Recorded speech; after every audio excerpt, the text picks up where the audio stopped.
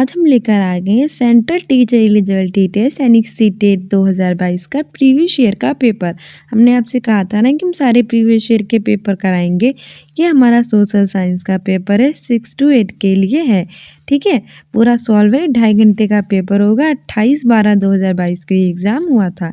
सबसे पहले हमारा CDP आता है, यानी चाइल्ड डेवलपमेंट एंड पेडागोजी, और इसमें हमारा पहला क्वेश्चन कह रहा है कि देखो आज हम आपको कराएंगे इसका सोशल साइंस का पेपर, फिर हम आपको कराएंगे किसका, प्राइमरी लेवल का। ठीक है, साथ ही आपको जूनियर प्राइमरी दोनों लेवल साथ ही लेकर चलेंगे, जिससे आपको आइडिया मिले कि कैसे कैसे क्वेश्चन पूछे जाते हैं, क्योंकि दोनों प्रकार के बच्चे जो है वो हमारी क्लास से जुड़े हुए हैं।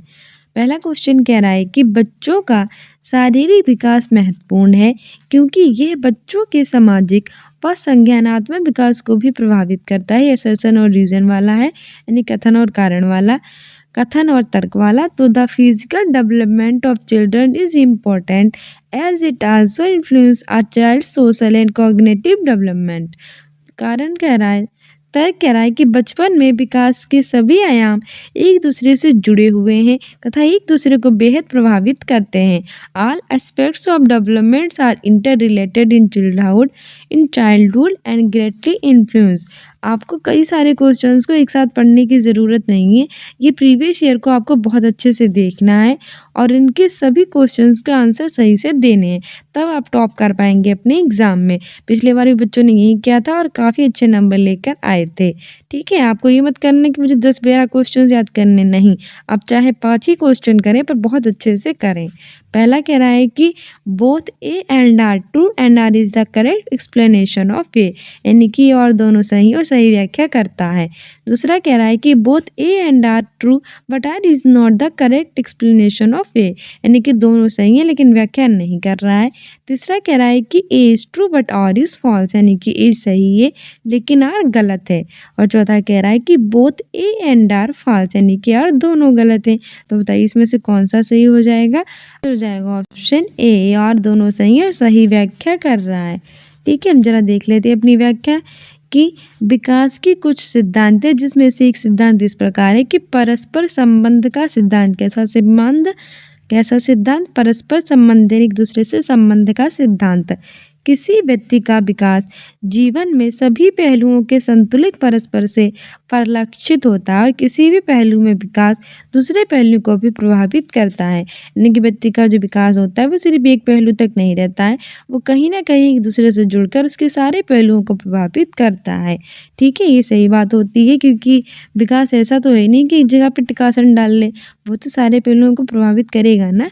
परस्पर संबंध के सिद्धांत के अनुसार बच्चों का संज्ञानात्मक और सामाजिक विकास उनके शारीरिक स्वास्थ्य, क्षमताओं और अक्षमताओं पर निर्भर करता है।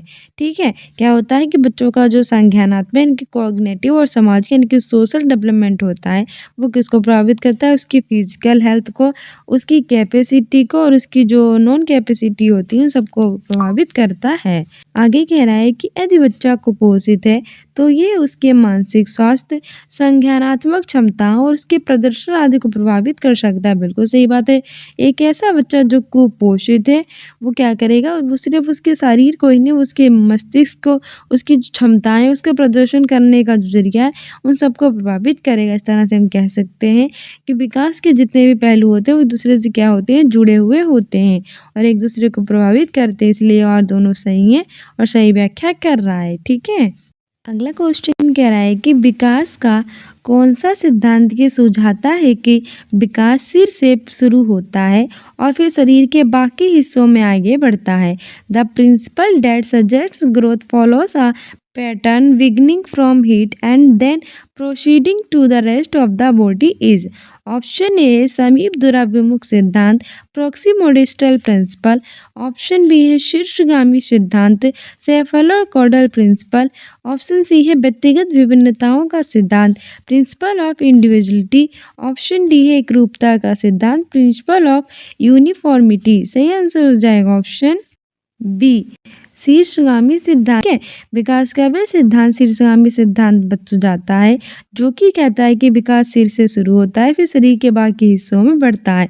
मैंने आपको बताया भी था कि शीर्ष शीर्ष मतलब क्या होता है सर, सासे जो होता है वो होता है सिर और सासे मतलब क्या होता है शीर्ष। ठीक है, तो यहाँ से याद कर लेना कि सिर से यानी कि शीर्षगामी ऐसा सिद्धांत शीर्षगामी सिद्धांत कहलाता है जो सिर से शुरू होता है फिर बाकी शरीर के हिस्सों में जाता है। ठीक है, आगे बढ़ते हैं। अगला क्वेश्चन कह रहा है कि पहले व्याख्या देख लो। व्याख्या काफ़ी इंपॉर्टेंट होती है, व्याख्या से काफ़ी क्वेश्चंस जो होते हैं वो सॉल्व हो जाते हैं। बाल विकास दो दिशाओं में होता है, एक सिर से पैर की दिशा में जिसे हम शीर्षगामी होता है और दूसरा निकट से दूर की ओर। अच्छा, विकास कैसे होता है बच्चों का? दो तरह से। कैसे? पहला तो होता है शीर्षगामी सिद्धांत और दूसरा होता है समीपोदूरस्थ सिद्धांत। तो शीर्षगामी क्या होता है? वे सिद्धांत सिर से सिर, सा से शीर्ष। वे सिद्धांत जो सिर से पैर की ओर दिशा में होता है तो उसे हम शीर्षगामी कहते हैं और दूसरा जो निकट से दूर की होता है तो उसे समीपोदूरस्थ कहते हैं। बिल्कुल कठिन बात नहीं है, बहुत ही ईजिली आपको याद हो जाएगी। सा से आपका क्या होता है? सिर और सा से आपका होता है शीर्ष। तो जो कि सिर से पैर की ओर होता है वो होता है शीर्षगामी और जो दूसरा होता है वो निकट से दूर की होता है समीप। समीप मतलब होता है पास और दूर मतलब दूर। तो समीप से दूर की ओर यानी निकट से पास की होता है समीपोदूरस्थ कहते हैं। दोनों सिद्धांत गामक विकास के क्षेत्र में लागू होते हैं। हमारी व्याख्या भी कह रही है कि शीर्षगामी सिद्धांत ये दर्शाता है कि विकास अनुदैर्ध्य दिशा में आगे बढ़ता है, अर्थात ऊपर से नीचे या सिर से पैर की तक आगे बढ़ता है। यही कारण है कि बच्चा चलने से पहले सबसे पहले सिर पर नियंत्रण हासिल कर लेता है। शीर्षगामी सिद्धांत में क्या होता है कि अनुदैर्ध्य दिशा में बढ़ता है। कैसा? अनुदैर्ध्य दिशा में, अर्थात ऊपर से नीचे या फिर सर से लेकर पैर की ओर बढ़ता है। ठीक है, इसके कारण बच्चा क्या होता है कि पहले चलने से पहले अपने शरीर पर क्या कर लेता है? नियंत्रण हासिल कर लेता है। दूसरा होता है समीप दूरस्थ सिद्धांत। इसमें क्या होता है? ये कैसे होता है? ये सेंट्रल यानी कि केंद्र से बाहर की ओर होता है। ठीक है, यानी कि पास से दूर की ओर। शरीर के केंद्र के पास के जो हिस्से होते हैं वो पहले विकसित हो जाते हैं और छोर जो होते हैं वो बाद में विकसित होते हैं। इसलिए बच्चा क्या करता है, जो शुरुआती चरण होते हैं उसमें जो छोटी छोटी मांसपेशियां होती हैं यानी जिसे हम कहते हैं सकल गामक कौशल, उनके बजाय जो उनकी मौलिक मांसपेशियां होती हैं उनका विकास करना वो शुरू कर देता है। अगला क्वेश्चन कह रहा है कि आनुवंशिक स्वभाव के पूर्व निर्धारित प्रकटीकरण की प्रक्रिया को संदर्भित करता है। Reference to the process of predetermined unfolding of genetic dispositions। Option A है परिपक्वता यानी मैच्योरेशंस, बी है पार इन स्कैफोल्डिंग, ऑप्शन सी है अनुकूलन अडेप्शन, ऑप्शन डी है समाजीकरण सोशलाइजेशन। सही आंसर हो जाएगा इसमें हमारा ऑप्शन ए परिपक्वता। ठीक है, आनुवंशिक स्वभाव के पूर्व निर्धारित प्रकटीकरण की प्रक्रिया को संदर्भित करता है परिपक्वता। हमारी व्याख्या कह रही है कि प्रकृति किसी के आनुवंशिक श्रृंगार को संदर्भित करती है। ये उन लक्षणों, क्षमताओं और योग्यताओं को संदर्भित करती है जो किसी के माता पिता से विरासत में मिली हैं। ये किसी भी कारक को शामिल करती है जो आनुवंशिक जानकारी के पूर्व निर्धारित प्रकटीकरण द्वारा क्या होता है? उत्पन्न होता है। इस प्रक्रिया को हम क्या कहते हैं? परिपक्वता के रूप में जानते हैं। ठीक है, मतलब क्या होता है कि ये हमें उसके बारे में बताती है जो कि हमें किसी व्यक्ति के लक्षण, क्षमताएं, योग्यताओं से प्राप्त होते हैं जो भी उन्हें अपने माता पिता से मिलते हैं। ठीक है, इस प्रक्रिया को हम परिपक्वता के रूप में जानते हैं। परिपक्वता का तात्पर्य होता है कि आनुवंशिक वंशानुक्रम के कारण किसी व्यक्ति में मौजूदा जो लक्षण या संभावनाएं के प्रकट होने या क्रमिक रूप से खुलने से ही आनुवंशिक रूप से जो कुछ भी है उसका क्या होता है? शुद्ध परिमाण है। ठीक है, परिणाम है। अगला क्वेश्चन कह रहा है कि जीन पियाजे के अनुसार निम्न में से कौन सा कारक संज्ञानात्मक विकास की दिशा निर्धारित करता है? मोस्ट इम्पॉर्टेंट है। अगर आप सीटेट की तैयारी करने हैं, चाहे प्राइमरी लेवल चाहे जूनियर लेवल, तो सबसे पहले जीन पियाजे और लेव वाइगोत्स्की का जो चैप्टर है वो अच्छे से लर्न कर लीजिए, क्योंकि जीन पियाजे, लेव वाइगोत्स्की, कोहल वर्ग अगस्त में आपका एग्ज़ाम होगा, अगस्त 2024 सीटेट में। तो उससे पहले लेव वाइगोत्स्की और जो जीन पियाजे उनको लर्न कर लें, क्योंकि जीन पियाजे और लेव सारे मार्क्स उसके 100% एग्ज़ाम में आएँगे, ठीक है? बाकी कोल वर्ग हैं, इन सबको भी थोड़ा देख लीजिएगा। तो जीन पियाजे के अनुसार निम्न में से कौन से कारक संज्ञानात्मक विकास की दिशा निर्धारित करते हैं? According to Jean Piaget's which of the following factors are influential in determining the course of cognitive development? Option A है परिपक्वता, ऑप्शन बी है अनुबंधन, ऑप्शन सी है सजा, ऑप्शन डी है क्रिया और ऑप्शन ई है सामाजिक अनुभव। तो बताइए इसमें हमारा सही आंसर कौन सा हो जाएगा? ऑप्शन ए है कि फर्स्ट, सेकंड, 4, 5, ऑप्शन बी है सेकंड, थर्ड, 4, ऑप्शन सी है थर्ड, 4, 5, ऑप्शन डी है 1 सेकंड, फर्स्ट, सेकंड, थर्ड, 4, 5। तो सही आंसर इसमें हमारा हो जाएगा ऑप्शन। ये हमारा कोई भी आंसर सही नहीं है क्योंकि इसमें हमें बोनस अंक प्रदान किया गया था, यानी कि वो सभी बच्चे जिन्होंने ये क्वेश्चन लगाया था उसमें इन्हें बोनस अंक मिला था। मेरी व्याख्या कह रही है कि संज्ञानात्मक विकास जानकारी के मौजूदा भंडार में नए तथ्यों और विचारों को जोड़ने से कहीं अधिक है। पियाजे के अनुसार हमारी चिंतन प्रक्रिया मौलिक रूप से कैसी होती है? बदलती है, हालांकि धीरे धीरे जन्म से परिपक्वता तक, क्योंकि हम लगातार विश्व यानी कि समाज को क्या करते हैं? समझने का प्रयास करते हैं। पियाजे ने बच्चों के विकास को प्रभावित करने वाले कितने कारक बताए हैं? 4 कारक बताए हैं। तो वो कौन कौन से 4 कारक हैं जरा देख लीजिए। पहला है परिपक्वता, दूसरा है क्रियाशीलता, एक्टिविटी, तीसरा है सामाजिक अनुभव, सोशल एक्सपीरियंस, चौथा है संतुलन। अच्छा, परिपक्वता क्या होता है? बच्चा बड़ा होता है और उसकी जैविक प्रक्रियाएं चिंतन स्वरूप को बदल देती है। बच्चा क्या होता है? जब बड़ा हो जाता है तो जो जैविक प्रक्रिया होती है वो चिंतन स्वरूप को बदल देती है, वो परिपक्वता कहलाता है। फिर हमारी एक्टिविटी आती है, उसमें क्या होता है? बच्चे पर्यावरण पर क्रिया करके हैं क्योंकि वे अन्वेषण, परीक्षण और निरीक्षण करते हैं। सामाजिक यानी सोशल एक्सपीरियंस क्या होता है? बच्चे संचरण के माध्यम से दूसरों को सीखते हैं, ठीक है। और संतुलन में क्या होता है? चिंतन में बुनियादी प्रवृत्तियों के भी संतुलन की खोज करने की प्रवृत्ति है, ठीक है। तो इसमें सबको क्या मिला था? बोनस अंक मिला था। अगला क्वेश्चन कह रहा है कि जीन पियाजे के अनुसार उस बच्चे की सोच के बारे में क्या कहा जा सकता है जो मानता है कि जब पानी को एक बर्तन से दूसरे में डालते हैं तब पानी की मात्रा बर्तन के आकार अनुसार कम या बढ़ जाती है। अकॉर्डिंग टू जीन पियाजे, child who believes that water when flowed from one container to another gains और lose in quantity depending on the shape of the second container. So option A है कि बच्चों में संरक्षण के कौशल नहीं है, हैज़ नॉट अटेंड कंजर्वेशन। दूसरा है कि बच्चों ने वस्तु स्थायित्व नहीं हासिल की है, has not mastered object permanence. तीसरा है कि जीववादी सोच बच्चों के विचार को सीमित करती है, is limited in thinking due to animism. तीसरा है कि बच्चा क्रमबद्धता की प्रक्रिया करने में अक्षम है, इज अनेबल टू परफॉर्म सेरिएशन। सही आंसर इसमें हमारा हो जाएगा ऑप्शन ए कि बच्चों में संरक्षण के कौशल नहीं है, यानी हैज़ नॉट अटेंड कंजर्वेशन। हमारी व्याख्या कह रही है कि पूर्व संक्रियात्मक अवस्था में बच्चों को विचार की अपरिवर्तनता, संरक्षण की अवधारणा के साथ समस्याओं का सामना करना पड़ता है तथा विचारों के केंद्रीकरण से संघर्ष करना पड़ता है। संरक्षण इस विचार को संदर्भित करता है कि आकार में परिवर्तन के बावजूद मात्रा जो होती है वो समान रहती है, यानी कि क्या बताता है कि आकार में परिवर्तन होता है लेकिन मात्रा जो होती है वो सेम ही होती है। उदाहरण के लिए जो जीन पियाजे हैं उन्होंने कहा था कि उस बच्चे की सोच में संरक्षण कौशल नहीं हो सकता जो मानता है कि जब पानी को एक बर्तन से दूसरे में डाला जाता है तो पानी की मात्रा बर्तन के अनुसार कम या बढ़ जाती है। यानी कि जो बच्चा होता है वो सोचता है कि अगर गिलास बड़ा है और हमने पानी उसमें डाला तो पानी जो होगा वो ज़्यादा हो जाएगा, गिलास छोटा है और पानी हमने उसमें डाला तो पानी कम हो जाएगा।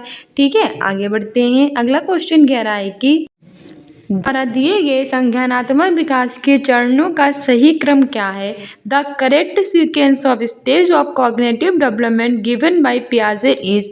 ऑप्शन ए है संवेदी चालक चरण, पूर्व संक्रियात्मक चरण, मूर्त संक्रियात्मक चरण, अमूर्त संक्रियात्मक चरण, sensory motor stage, pre operational stage, concrete operational stage and formal operational stage. Most important question है।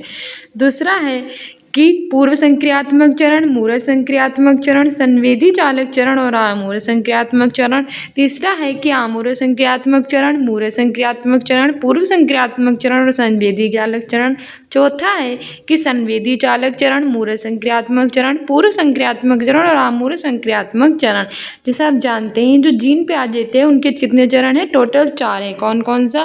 पहला था संवेदी गामक चरण जो 0 से 2 वर्ष तक था। दूसरा है पूर्व संक्रियात्मक चरण जो 2 से 7 वर्ष तक था। तीसरा है मूरत संक्रियात्मक चरण जो 7 से 11 वर्ष तक था। चौथा है आमूरत संक्रियात्मक चरण जो 11 से किशोरावस्था तक था। तो सही आंसर हमारा कौन सा हो जाएगा? देखो संवेदी चालक चरण, पूरब, मूरत और आमूरत ऑप्शन ए सही हो जाएगा। आगे बढ़ते हैं। हमारी व्याख्या कह रही है कि जीन पियाजे के संज्ञानात्मक विकास सिद्धांत के अनुसार संज्ञानात्मक विकास के कई सारे चरण होते हैं, उनकी विभिन्न दरों पर होता है। बच्चे और पर्यावरण के बीच परस्पर क्रिया के माध्यम से संज्ञान विकसित होता है। संज्ञान कैसा विकसित होता है? जो बच्चे और पर्यावरण होते हैं उनके बीच आपस में क्रिया करने के माध्यम से। पियाजे का सिद्धांत न केवल ये समझने पर केंद्रित है कि बच्चे कैसे ज्ञान प्राप्त करते हैं, बल्कि बच्चे की बुद्धि प्रकृति को भी समझने पर क्या होता है? केंद्रित होता है। ठीक है, इन्होंने कितनी अवस्थाएं दी हैं? 4 दी हैं। मैंने इसके बारे में आपको बताया। मोस्ट इंपॉर्टेंट अच्छे से याद कर लेना क्योंकि बार बार ये एग्जाम में आती हैं। पहली है संवेदी गामक चालक चरण जन्म से 2 वर्ष तक। दूसरी है पूर्व संक्रियात्मक चरण 2 से 7 वर्ष। तीसरी है मूरत संक्रियात्मक चरण 7 से 11 वर्ष और चौथी है आमूरत संक्रियात्मक चरण 11 वर्ष या फिर उससे अधिक। ठीक है, आगे बढ़ते हैं।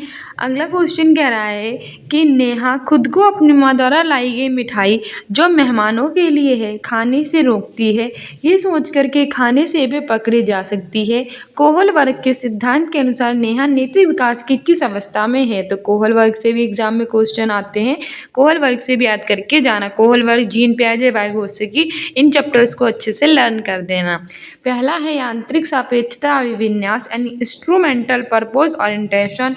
दूसरा है सजा और आज्ञाकारिता अभिविन्यास, पनिशमेंट एंड ओबीडियंस ओरिएंटेशन। तीसरा है सार्वभौमिक नैतिक सिद्धांत अभिविन्यास, यूनिवर्सल इथेटिकल प्रिंसिपल्स। और चौथा है अच्छा लड़का अच्छी लड़की अभिविन्यास, good boy good girl orientation. सही आंसर इसमें हमारा हो जाएगा ऑप्शन बी, आज्ञाकारिता, सजा और आज्ञाकारिता अभिविन्यास। नेहा होती है वो खुद को अपनी माँ जो नेहा की जो माँ होती है वो मिठाई लेकर आती है। नेहा उसे खाना चाहती है पर खाती नहीं है, वो अपने आप को रोक देती है ये सोचकर कि माँ ने मुझे सजा देंगे अगर मैंने उनकी माँ ने आज्ञा दी होगी कोई इस मिठाई को नहीं खाएगा, मेहमानों के लिए है, और अगर मैंने खा ली तो मुझे सजा मिलेगी, इसीलिए सजा और आज्ञाकारिता अभिविन्यास है। ठीक है, आगे बढ़ते हैं। हमारी व्याख्या कह रही है कोहल वर्ग ने 3 चरणों या नैतिक तरह के स्तरों की पहचान की। कोहल वर्ग ने कितने चरण दिए थे? 3 चरण दिए थे। कौन कौन से? ऑप्शन ए है प्री कन्वेंशनल यानी कि पूर्व पारंपरिक, ऑप्शन बी है कन्वेंशनल यानी कि पारंपरिक, तीसरा है पोस्ट कन्वेंशनल यानी कि उत्तर पारंपरिक। ठीक है, कितने चरण दिए हैं? 3 चरण दिए हैं, जिसमें प्रत्येक को 2 चरणों में विभाजित किया गया है। दिए गए प्रश्न में नेहा जो होती है वह खुद को अपनी माँ द्वारा लाई गई मिठाई होती है उसको मेहमानों के लिए रखती है और खुद को खाने नहीं देती, अपने आप को रोक देती है, ये सोचने की अगर मैं कहीं पकड़ेगी, माँ ने मुझे पकड़ लिया तो वो मुझे सजा और आज्ञाकारिता वाले विन्यास में आ जाते हैं, मुझे सजा मिलेगी क्योंकि मैंने आज्ञा का अवहेलना की है। ठीक है, तो ये कोहल वर्ग के कौन से है? नैतिक विकास की सजा और आज्ञाकारिता में है। सजा और आज्ञाकारिता जो होती है वो पूर्व पारंपरिक स्तर के नैतिक विकास के किसी के भीतर परिणामों से निर्धारित होती है, चाहे वह अच्छा हो चाहे बुरा, मतलब चाहे वो अच्छे के लिए हो यानी कि तुम्हें पुरस्कार दिया जाएगा, चाहे वो बुरे के लिए हो यानी तुम्हें दंड दिया जाएगा। ठीक है, दंड से बचना और प्राधिकारी के सामने झुकना सकारात्मक रूप से मूल्यवान है। अगला क्वेश्चन कह रहा है कि as per days theory children learn through interactions with more knowledge peers and adults, यानी कि किसके सिद्धांतों के अनुसार बच्चे अपने से ज़्यादा ज्ञान वाले समकक्षी व वयस्कों से अंतःक्रिया करके सीखते हैं। ऑप्शन ए है लेव वाइगोत्स्की, ऑप्शन बी है जीन पियाजे, ऑप्शन सी है हार्वर्ड गार्डनर, ऑप्शन डी है लॉरेंस कोहलबर्ग। मोस्ट इंपॉर्टेंट है, तो इसमें हमारा सही आंसर हो जाएगा ऑप्शन ए, लेव वाइगोत्स्की। ठीक है, लेव वाइगोत्स्की के सिद्धांतों के अनुसार जो बच्चे होते हैं वो अपने से ज़्यादा ज्ञान वाले जो समकक्षी व वयस्क होते हैं उनसे अंतःक्रिया क्या करते हैं? अंतःक्रिया से सीखते हैं। हमारी व्याख्या भी कह रही है कि सोवियत संघ मनोवैज्ञानिक लेव लेव वाइगोत्स्की ने सामाजिक संस्कृत सिद्धांत को प्रतिपादित किया। कहाँ के हैं लेव वाइगोत्स्की? सोवियत संघ के हैं। ठीक है, उन्होंने सामाजिक सांस्कृतिक सिद्धांत दिया था और इस सिद्धांत का तात्पर्य होता है कि समाज में संपर्क के माध्यम से जो होते हैं बच्चे उसमें महत्वपूर्ण तरीके से सीखते हैं। लेव वाइगोत्स्की के अनुसार बच्चों के विकास और सीखने में अपने समकक्षी व समवयस्कों के साथ बातचीत का महत्वपूर्ण महत्व होता है। बच्चे जो होते हैं वो उनके साथ में जो रह रहे होते हैं उनसे अच्छे से सीखते हैं। ठीक है, क्योंकि उनका सिद्धांत इस बात पर जोर देता है कि बच्चे कुशल और जानकार लोगों के साथ बातचीत को सहयोग के माध्यम से सीख लेते हैं।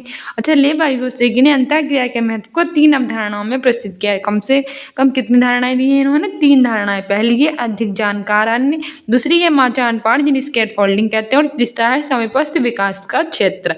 ठीक है, एग्जाम्स के लिए इंपॉर्टेंट है, याद रखना। अगला क्वेश्चन कह रहा है कि लेव वाइगोत्स्की के अनुसार निम्न में से किसकी संज्ञानात्मक विकास में महत्वपूर्ण भूमिका है? What plays an important role in cognitive development according to Lev Vygotsky? Option A है अनुकूलन कंडीशनिंग, ऑप्शन बी है पुनर्वलन यानी कि रेनफोर्समेंट, ऑप्शन सी है सांस्कृतिक परिवेश यानी कल्चरल कॉन्टेक्स्ट, ऑप्शन डी है अनुवांशिकता यानी कि हेरेडिटी। सही आंसर इसमें हमारा हो जाएगा ऑप्शन सी कल्चरल कॉन्टेक्स्ट यानी सांस्कृतिक परिवेश। वाइगोत्स्की के अनुसार जो सांस्कृतिक परिवेश है वो संज्ञानात्मक विकास में महत्वपूर्ण भूमिका है। सांस्कृतिक परिवेश महत्वपूर्ण भूमिका है। ठीक है, हमारी व्याख्या कह रही है कि बच्चे जो होते हैं वो विशिष्ट शारीरिक, सामाजिक, सांस्कृतिक, आर्थिक और ऐतिहासिक परिस्थितियों जो उनके सामाजिक सांस्कृतिक संदर्भ या परिवेश में बड़े होते हैं। ठीक है, जो सभी उनके बचपन को प्रभावित करती हैं। ये सभी क्या करते हैं? बच्चों का जो बचपन होता है उसको बहुत ज़्यादा प्रभावित करते हैं, यानी सभी चीज़ें उस पर इफेक्ट डालती हैं। एक शोध हुआ है, यानी कि एक सर्वे हुआ है, उससे पता चला है कि बच्चों के सामाजिक सांस्कृतिक परिवेश उनके विकास पर कैसा प्रभाव डालती है? बहुत ही बड़ा प्रभाव डालती है। ठीक है, लेव वाइगोत्स्की के अनुसार सांस्कृतिक परिवेश में संज्ञानात्मक विकास में महत्वपूर्ण भूमिका है। सांस्कृतिक संदर्भ उस समाज से संबंधित होता है जहाँ बच्चों का पालन पोषण होता है और संस्कृति व्यवहार को कैसे प्रभावित करती है। ठीक है, इनमें सीखे हुए मूल्य और लोगों के समूह के बीच साझा किए जाने वाले दृष्टिकोण शामिल है। इसमें उनमें विश्वास, अर्थ, रीति रिवाज, विचार, भाषा, मानदंड शामिल हैं। ठीक है, आगे बढ़ते हैं। अगला क्वेश्चन कह रहा है ये हार्वर्ड गार्डनर का है और हार्वर्ड गार्डनर से भी क्वेश्चन जो होते हैं वो पूछे जाते हैं, तो इसको भी अच्छे से लर्न कर देना। क्या क्या आपको है? लेव वाइगोत्स्की, जीन पियाजे और लॉरेंस कोहलबर्ग, हार्वर्ड गार्डनर। ठीक है, इन सब के बारे में अच्छे से टॉपिक याद कर लेना। एक बार कर लेंगे ना तो बार बार करने की जरूरत नहीं पड़ेगी और एग्जाम तक इन सबसे क्वेश्चन ही पूछे जाते हैं। ठीक है, अगला क्वेश्चन कह रहा है कि हार्वर्ड गार्डनर के बुद्धि के सिद्धांत में शरीर और वस्तुओं दोनों को कुशलतापूर्वक उपयोग करने की क्षमता को कौन सी बुद्धि कहा जाता है? ऑप्शन ए है कि तर्क गणितीय बुद्धिमत्ता यानी logico mathematical intelligence, option B है शारीरिक गति संवेगात्मक बुद्धि वर्डली काइनेस्टिक इंटेलिजेंस, तीसरा है अंतःव्यक्तित्व बुद्धि इंटरपर्सनल इंटेलिजेंस, चौथा है भाषाई बुद्धि लिंग्विस्टिक इंटेलिजेंस। सही आंसर इसमें हमारा हो जाएगा ऑप्शन बी शारीरिक गति संवेगात्मक बुद्धि यानी वर्डली काइनेस्टिक इंटेलिजेंस। ठीक है, हार्वर्ड गार्डनर की बुद्धि के सिद्धांत में हमारे शरीर और वस्तुएं दोनों को कुशलतापूर्वक उपयोग करने की क्षमता को शारीरिक गति संवेगात्मक बुद्धि कहते हैं। हमारी व्याख्या कह रही है कि जो मनोवैज्ञानिक हैं हार्वर्ड गार्डनर, उन्होंने बहुबुद्धि के सिद्धांत को विकसित किया। किसके सिद्धांत को इन्होंने विकसित किया? बहुबुद्धि सिद्धांत के विकास को विकसित किया। उन्होंने निर्धारित किया कि बुद्धि के 8 विशिष्ट प्रकार होते हैं। कितने प्रकार होते हैं? 8 विशिष्ट प्रकार होते हैं बुद्धि के। ठीक है, ठीक है, हार्वर्ड गार्डनर ने बुद्धि के सिद्धांत में शरीर और वस्तुएं दोनों को कुशलतापूर्वक उपयोग करने की क्षमता को शारीरिक गति संवेगात्मक बुद्धि कहा है और शारीरिक गति संवेगात्मक बुद्धि वस्तुओं में हेरफेर करने के लिए और विभिन्न प्रकार के शारीरिक कौशल का उपयोग करने की क्या होती है? कैपेसिटी यानी क्षमता होती है। इस बुद्धिमत्ता में मन शरीर मिलन के माध्यम से समय की भावना और कौशल की पूर्णता भी शामिल होती है। एथलीट, नर्तक, सर्जन, शिल्पकार अच्छी तरह से विकसित शरीर गतिज बुद्धि का प्रदर्शन करते हैं। तो आपसे एग्जाम में पूछ लेगा ये जो एथलीट होते हैं उनके पास कौन सी बुद्धि होती है, नर्तक होते हैं उनके पास कौन सी बुद्धि होती है, सृजन होते हैं, शिल्पकार होते हैं तो इनके पास शारीरिक गतिज बुद्धि होती है। ठीक है। अगला क्वेश्चन कह रहा है कि दृश्य स्थानिक बुद्धि में क्या शामिल है। Visual spectacled intelligence includes, option A है कि छवियों और चित्रों में सोचने की क्षमता, सटीक और अमूर्त रूप से कल्पना करने की क्षमता। ऑप्शन बी है ले, ताल, मीटर, स्वर, माधुर्य के प्रति संवेदनशीलता। ऑप्शन सी है कहानियों और कविताओं को समझने व गढ़ने की क्षमता। और चौथा है कि प्राकृतिक रूपों जैसे कि जानवरों और पौधों की प्रजातियों, चट्टानों और पर्वत प्रकारों को वर्गीकृत करने की क्षमता। तो बताइए दृश्य स्थानिक बुद्धि में क्या शामिल है। सही आंसर हो जाएगा हमारा ऑप्शन ए, छवियों और चित्रों में सोचने की क्षमता, सटीक और अमूर्त रूप से कल्पना करने की क्षमता ही दृश्य स्थानिक बुद्धि में शामिल है। ठीक है। हमारी व्याख्या कह रही है कि बहुबुद्धि यानी कि मल्टीपल इंटेलिजेंस का सिद्धांत जिसमें 8 अलग अलग प्रकार की बुद्धि शामिल है, एक अमेरिकी मनोवैज्ञानिक हार्वर्ड गर्नर के द्वारा प्रतिपादित किया गया है। बहुबुद्धि सिद्धांत यानी कि मल्टीपल इंटेलिजेंस का सिद्धांत एक अमेरिकी मनोवैज्ञानिक हार्वर्ड द्वारा प्रतिपादित किया, जिसमें 8 अलग अलग प्रकार की बुद्धि बताई गई हैं। उसमें ही एक बुद्धि होती है दृश्य स्थानिक बुद्धि, जिसमें छवियाँ और जो चित्र होते हैं उसमें सोचने की क्षमता, सटीक और अमूर्त रूप से कल्पना करने की क्षमता यानी कैपेसिटी शामिल है। ठीक है। ऐसे लोग स्थानिक अभिविन्यास में अच्छे होते हैं और दृश्य चित्र और पैटर्न बनाते हैं। ठीक है। ये मन की आंखों से दुनिया को आसानी से कल्पना कर सकते हैं। मन की आंखों से क्या करते हैं, दुनिया की कल्पना आसानी से कर सकते हैं और अपनी धारणा के आधार पर परिवेश को संशोधित कर सकते हैं और अपने दृश्य अनुभवों के पहलुओं को फिर से क्या कर सकते हैं, बना सकते हैं। ये छवियाँ, आकृतियों, चेहरों, बारीक विवरणों को याद करने और विभिन्न कोणों से चीज़ों की कल्पना करने में भी काफ़ी अच्छे होते हैं। उच्च दृश्य स्थानिक बुद्धि वाले लोग जो होते हैं वो आर्किटेक्ट, चित्रकार, इंटीरियर डिजाइनर, पायलट, नाविक आदि होने की संभावना रखते हैं। जिनके पास उच्च स्थानिक बुद्धि होती है वह क्या कौन से में निपुण होते हैं, आर्किटेक्ट में, चित्रकार में, इंटीरियर डिजाइनर में, पायलट, नाविक आदि में ज़्यादा संभावना रखते हैं। अगला क्वेश्चन कह रहा है को education class be strong and don't be behave meekly like girls would encourage, यानी से शिक्षा कक्षा में लड़कों के लिए एक शिक्षक की टिप्पणी मजबूत बनो, लड़कियों की तरह नम्र व्यवहार मत करो, किसको बढ़ावा देगा। ऑप्शन ए है जेंडर समता, जेंडर इक्वालिटी। ऑप्शन बी है जेंडर स्टीरियोटाइपिंग, जेंडर रूढ़िवादिता। ऑप्शन सी है जेंडर भूमिका में लचीलापन, gender role flexibility. Option D है जेंडर समानता, जेंडर इक्वालिटी। सेंस हो जाएगा ऑप्शन बी जेंडर रूढ़िवादिता। बहुत ज़्यादा ये पूछा जाता है। ठीक है। सही शिक्षा कक्षा में लड़कों की तरह एक शिक्षक की टिप्पणी क्या होती है कि लड़कों होते हैं तुम मजबूत बनो, क्योंकि लड़के तो मजबूत होते हैं और लड़कियां जो होती हैं वो नम्र होती हैं, तो तुम लड़कियों की तरह नम्र व्यवहार मत करो। तो ये जेंडर रूढ़िवादिता होती है। तो सबसे पहले याद रखो कि जेंडर रूढ़िवादिता होती क्या है। अच्छा, एक बहुत समय लंबे समय तक एक धारणा चली आ रही थी कि जो लड़कियां होती हैं वो बहुत ही नम्र होती हैं, कोमल स्वभाव की होती हैं, धीरे बोलती हैं, धीरे चलती हैं और ज़्यादा जवान नहीं लड़ाती हैं। लेकिन जो लड़के होते हैं वो थोड़े कठोर स्वभाव के होते हैं, वो मतलब सबसे आगे चलते हैं और वो देखो जहाँ देखो वहाँ लड़ाई झगड़े भी कर सकते हैं और वो कुकिंग नहीं कर सकते, खाना नहीं पका सकते। लड़कियों को खाना पकाना होता है, वो बाइक चलाते हैं, लड़कियाँ बाइक नहीं चलाती हैं। तो ये सारी चीज़ें जो होती हैं जेंडर रूढ़िवादिता को बढ़ावा देती हैं। लेकिन आजकल जो है इस कप को ऐसा कुछ नहीं रह गया, तो जेंडर रूढ़िवादिता को तोड़ने वाले टीचर्स होने चाहिए, ना कि बढ़ावा देने वाले। ठीक है। व्याख्या कह रही है कि जेंडर रूढ़िवादिता किसी व्यक्ति के बारे में इसके लिंग के आधार पर बनाई गई धारणा होती है, जो समाज में उसकी जो विशेषताएं, व्यवहार और जिम्मेदारियां होती हैं उनको लिंग के अनुसार परिभाषित करती हैं। जैसे कि से शिक्षा कक्षों में लड़कों के लिए एक शिक्षक की टिप्पणी थी कि मजबूत बनो, लड़कियों के व्यवहार मत करो, ये जेंडर रूढ़िवादिता को बढ़ावा दे रहा था।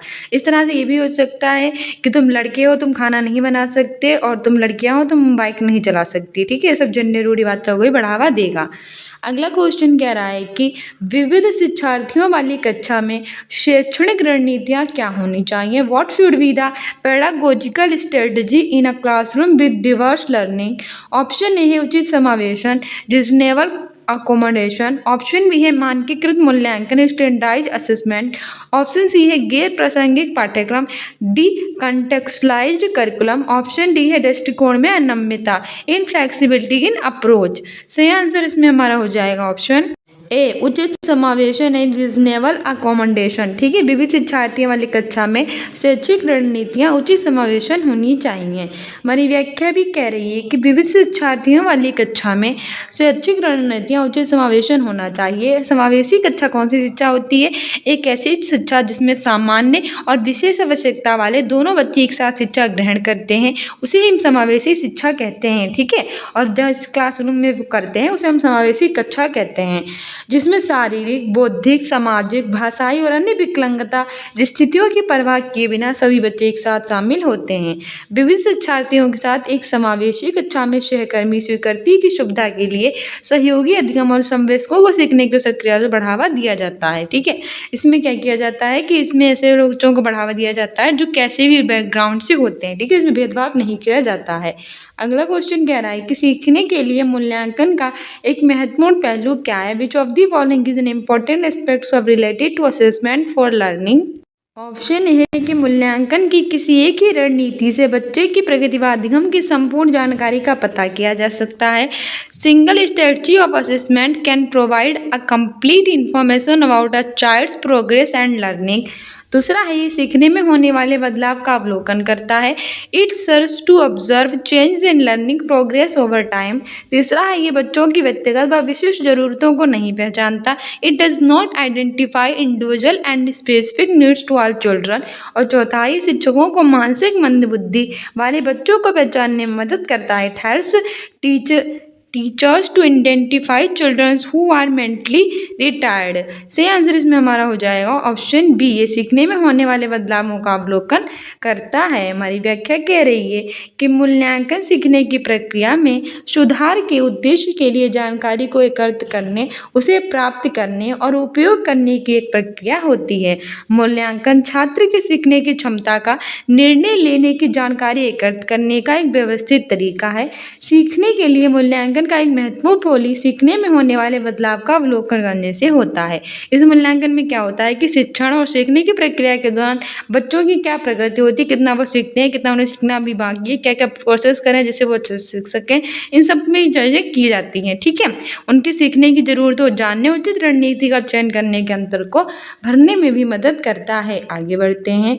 अगला क्वेश्चन कह रहा है कि aim of assessment should be to, यानी मूल्यांकन का उद्देश्य क्या होना चाहिए? ऑप्शन ए छात्रों में भय और तनाव पैदा करना, induce fear and stress in the student. ये तो निगेटिव है, निगेटिव बिल्कुल भी नहीं होता है। दूसरा है कि असुरक्षा और हीनता की भावना पैदा करना, create feeling of insecurity and inferiority. ये भी गलत हो जाएगा क्योंकि असुरक्षा नहीं, सुरक्षा की भावना पैदा करनी चाहिए। तीसरा है छात्रों के बीच तुलना करना, इनेबल कंपेरिजन अमोंग स्टूडेंट्स। ये भी निगेटिव में आता है क्योंकि कभी एक टीचर को बच्चों के बीच तुलना नहीं करवानी चाहिए। ठीक है, क्योंकि सभी बच्चे जो होते हैं वो अच्छे होते हैं। चौथा है कि सीखने सिखाने की प्रक्रिया में सहायता करना, aid in the process of teaching learning. सहायता की बात आ गई तो यही आंसर सही हो जाएगा फोर्थ वाला। हमारी व्याख्या कह रही है कि अधिगम का उद्देश्य छात्रों के सीखने में अंतराल की पहचान करके अधिगम की प्रक्रिया में अभ्यर्थियों का समर्थन करने के तरीकों का पता लगाना है और छात्रों के सीखने के अंतराल को कम करने के लिए कौन से उपचारात्मक उपाय उपयुक्त होने चाहिए, जिन्हें जारी रखने या सुधारने की आवश्यकता है। मूल्यांकन का उद्देश्य सीखने सिखाने की प्रक्रिया में सहायता करना होता है। यानी क्या होता है कि बच्चों ने कितना सीखा है, कितना सीखना उन्हें बाकी है, क्या क्या करें कि वो अच्छे से सीख सकें और क्या क्या है डिफिकल्टीज आ रही हैं जिससे बच्चे सीख नहीं पा रहे, इन सबके हमें मूल्यांकन से ही पता चलता है। ठीक है, कि समावेशी शिक्षा से केवल विशेष बच्चे ही लाभान्वित होते हैं। Only special children benefit from inclusive education. तर्क है कि समावेशी शिक्षा की अवधारणा इस दर्शन पर आधारित है कि केवल कुछ बाध्यता वाले शिक्षार्थियों की जरूरतों को ही पोषित किया जाए। The concept of inclusive education is based on the philosophy of addressing only learners with some impairment. तो इसमें से हमारे सही विकल्प चुनना है। तो इसमें हमारा ऑप्शन ए है कि ए और दोनों सही है और सही व्याख्या कर रहा है। ऑप्शन बी है ए और दोनों सही है लेकिन सही व्याख्या नहीं कर रहा है। तीसरा है कि ए सही है लेकिन आर गलत है। चौथा है कि ए और दोनों गलत हैं। इसमें हमारा सही आंसर हो जाएगा ऑप्शन डी, ए और आर दोनों गलत है, यानी both A and R false. अच्छा, क्यों गलत है? क्योंकि समावेशी शिक्षा का अर्थ सामान्य कक्षा में व्यक्तिगत भिन्नताओं का समागम करना है, ना कि केवल विशेष बच्चों को, क्योंकि ये सभी बच्चों को शिक्षा प्रणाली में शामिल करने के लिए संदर्भित करते हैं। अच्छा, मतलब क्या है? मतलब ये है कि समावेशी शिक्षा एक ऐसी शिक्षा होती है जिसमें सामान्य और विशेष दोनों व्यक्ति एक साथ शिक्षा ग्रहण कर सकते हैं। यानी एक ऐसा व्यक्ति जिसमें कोई ना कोई डिसेबिलिटीज है और एक ऐसा व्यक्ति जो बिल्कुल सामान्य है, तो वो दोनों बच्चे बिना किसी भेदभाव के एक साथ जब शिक्षा ग्रहण करते हैं तो वह समावेशी शिक्षा कहलाती है। ठीक है, तो हमारा पहला ऑप्शन तो इसलिए गलत हो गया क्योंकि उसने विशेष वाले कहा था। और दूसरा, कथा समावेशन का दर्शन इस आधार पर बनाया गया है कि छात्रों को उनकी अद्वितीय क्षमताओं के लिए महत्व दिया जाना चाहिए। यह एक ऐसी शिक्षा प्रणाली को संदर्भित करती है जो सभी बच्चों को उनकी शारीरिक, बौद्धिक, सामाजिक, भावनात्मक, भाषाई और अन्य स्थितियों की परवाह किए बिना संयोजित करती है। तो ये भी बिल्कुल गलत हो जाएगा ना, तो इस तरह से दोनों तर्क गलत हैं। अगला क्वेश्चन कह रहा है कि वंचित पृष्ठभूमि के छात्रों का समायोजन करने के लिए शिक्षकों को किसका पालन करना चाहिए? To cater to students from disadvantage background teachers should practice. Option A है सामाजिक बहिष्कार, सोशल एक्सक्लूजन। ऑप्शन बी है सामाजिक हसीकरण।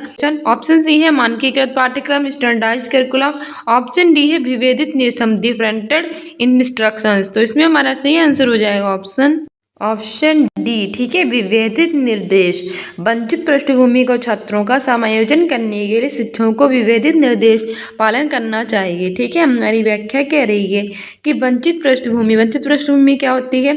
ऐसे बच्चे जो ऐसी पृष्ठभूमि से आते हैं जहां उन्हें वंचित कर दिया जाता है, वहां के छात्रों का समायोजन करने के लिए शिक्षकों को विभेदित निर्देश का पालन करना चाहिए। ठीक है, क्योंकि एक समावेशी कक्षा में विभिन्न योग्यताएं, मतलब अलग अलग योग्यताएं, उनकी संस्कृतियां, उनका शारीरिक और मानसिक स्वास्थ्य, उनकी अक्षमता वाले कई शिक्षार्थी होते हैं और उनका सम्मान करते हुए एक शिक्षक को चुनौतीपूर्ण, पिछड़े, दिव्यांग बच्चों सहित सभी के लिए समान शिक्षा देना होता है। यानी सभी को कैसी शिक्षा दी जाती है?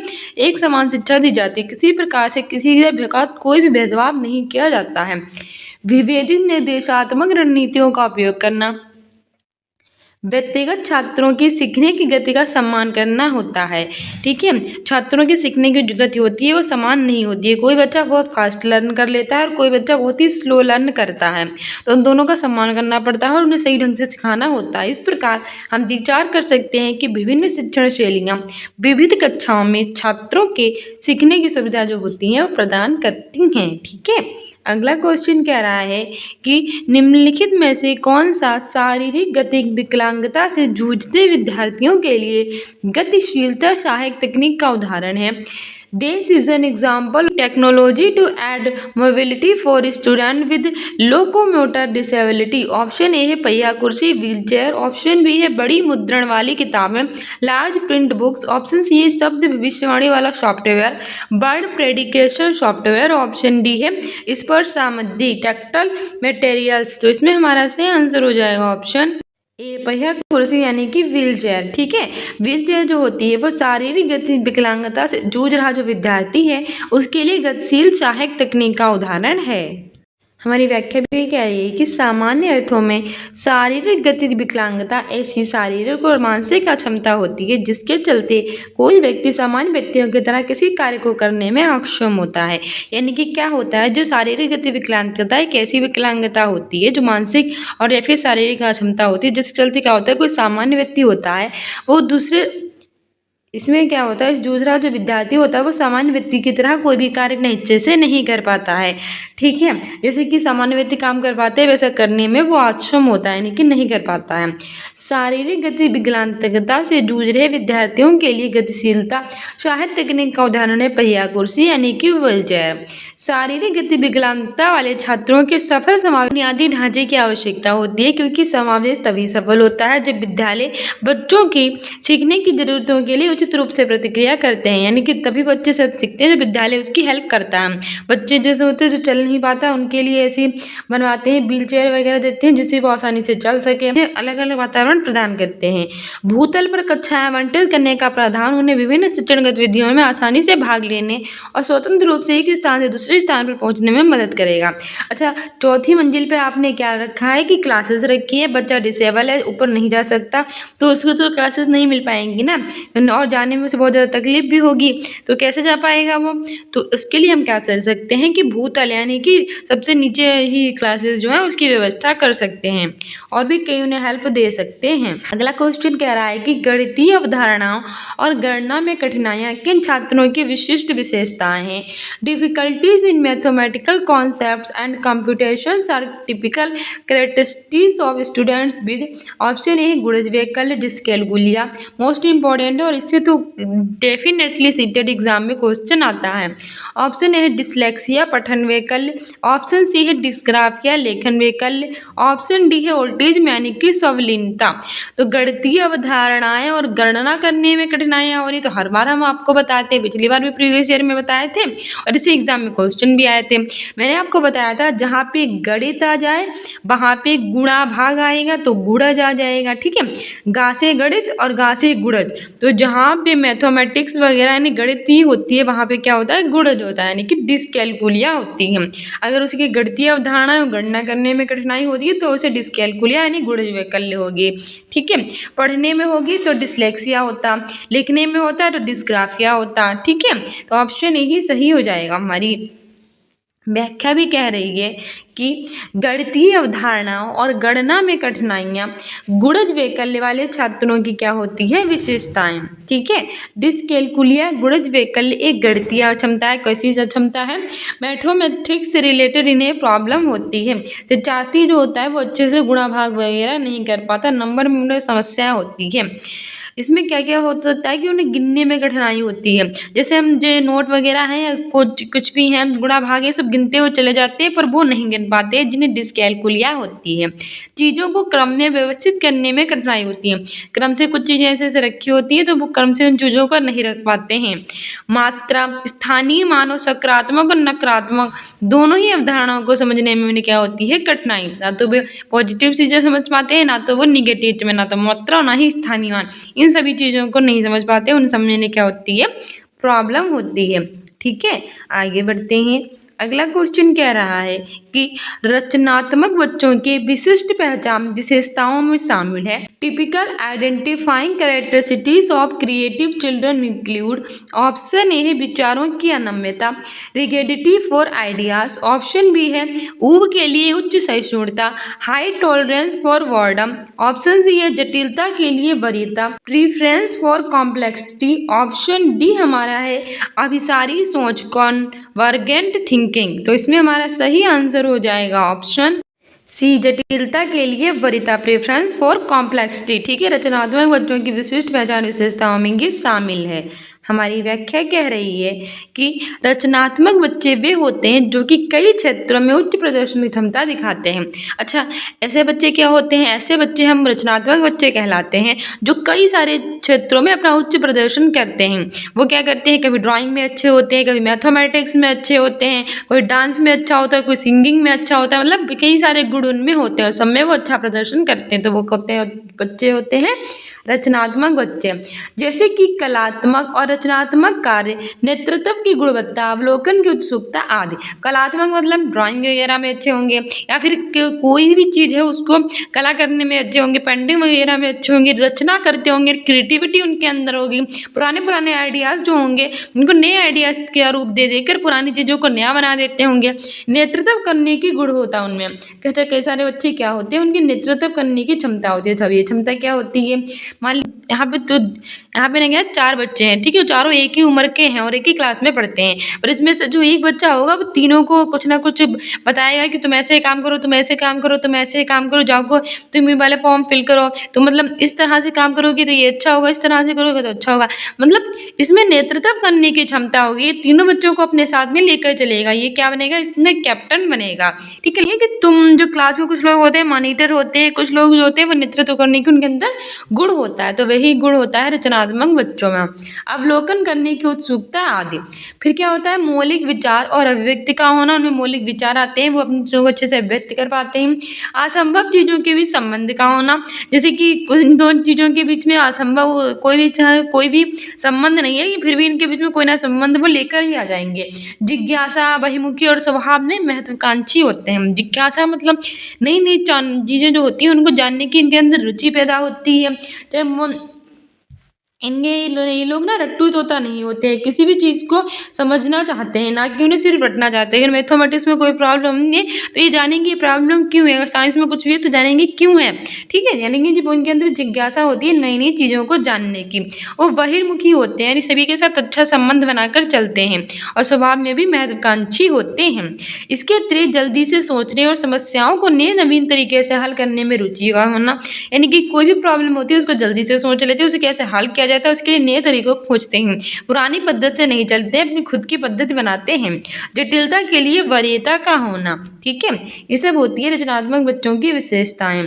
अगला क्वेश्चन कह रहा है कि पूर्ण अधिगम में क्या सम्मिलित है। Meaningful learning involves, option A है पुरस्कार और दंड का प्रावधान, provisions of reward and punishment, option B है एक दूसरे के साथ बातचीत करने के अवसर, opportunities to interact with each other, option C है सीखने के तरीकों पर विचार, रिफ्लेक्शंस और learning how to learn, option D है साथियों के साथ प्रतिस्पर्धा के अवसर, opportunities for competition with peers. तो इसमें हमारा सही आंसर हो जाएगा ऑप्शन, इसमें ना हमारा एक दो ऑप्शन सही है, एक तो है सीखने के तरीकों पर विचार, यानी कि अर्थपूर्ण अधिगम में सीखने के तरीकों पर विचार, रिफ्लेक्शंस और लर्निंग हाउ टू लर्न, और ऑप्शन डी साथियों के साथ प्रतिस्पर्धा के अवसर, opportunities for competition with peers. ये दोनों सही हो जाएंगे, ठीक है। इसमें आपको बोनस अंक मिले थे क्योंकि इसमें आपके दोनों ऑप्शन सही थे। हमारी व्याख्या भी कह रही है कि अर्थपूर्ण अधिगम यह महसूस कराता है कि किसी अवधारणा, विचार, सिद्धांत, सूत्र या तर्क के सभी भाग एक साथ होते हैं। इसमें विश्लेषण, गहन चिंतन और समस्या समाधान की क्या होती है, प्रक्रिया जो होती है वो शामिल होती है। इसमें कैसी प्रक्रिया होती है, विश्लेषण करने की, गहन चिंतन करने की, समस्याओं के समाधान की।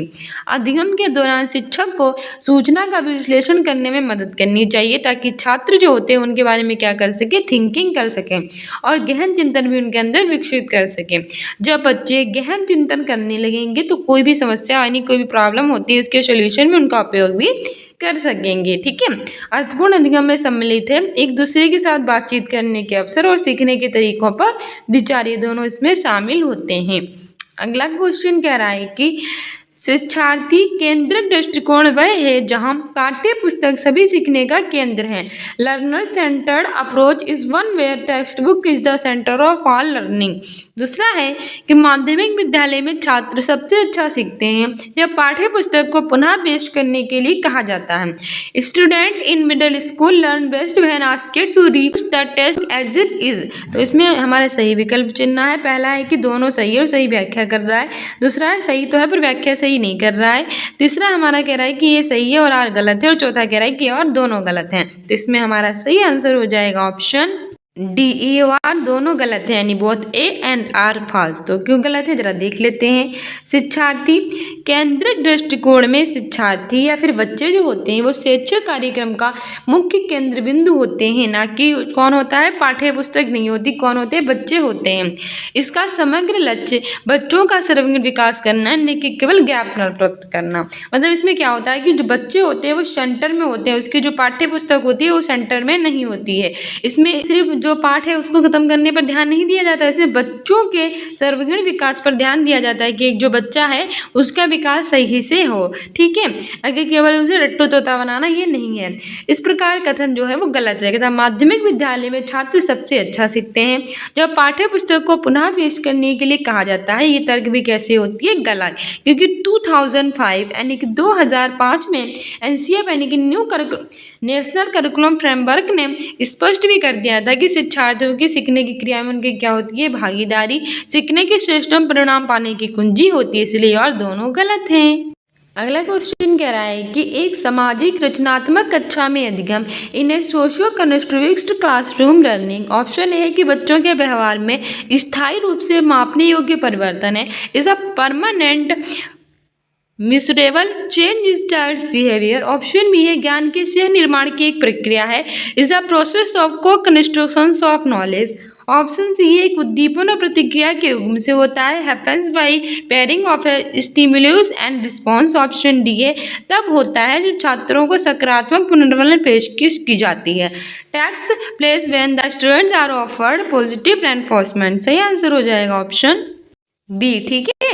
Is a process of construction of knowledge, यानी ज्ञान के सह निर्माण की एक प्रक्रिया है। एक सामाजिक रचनात्मक कक्षा में अधिगम, हमारी व्याख्या भी कह रही है, एक सामाजिक रचनात्मक कक्षा में अधिगम ज्ञान के सह निर्माण की एक प्रक्रिया है। सामाजिक रचनात्मक परिप्रेक्ष्य की विशेषताएं इस प्रकार है। ज्ञान पूरी तरह से ज्ञात और निश्चित नहीं होता है। इसमें जो ज्ञान होता है वो पूरी तरह से पता नहीं चल पाता है, यानी कि ना तो वो निश्चित होता है, ना ही वो हमें इसके बारे में पूरी तरह से ज्ञात होता है।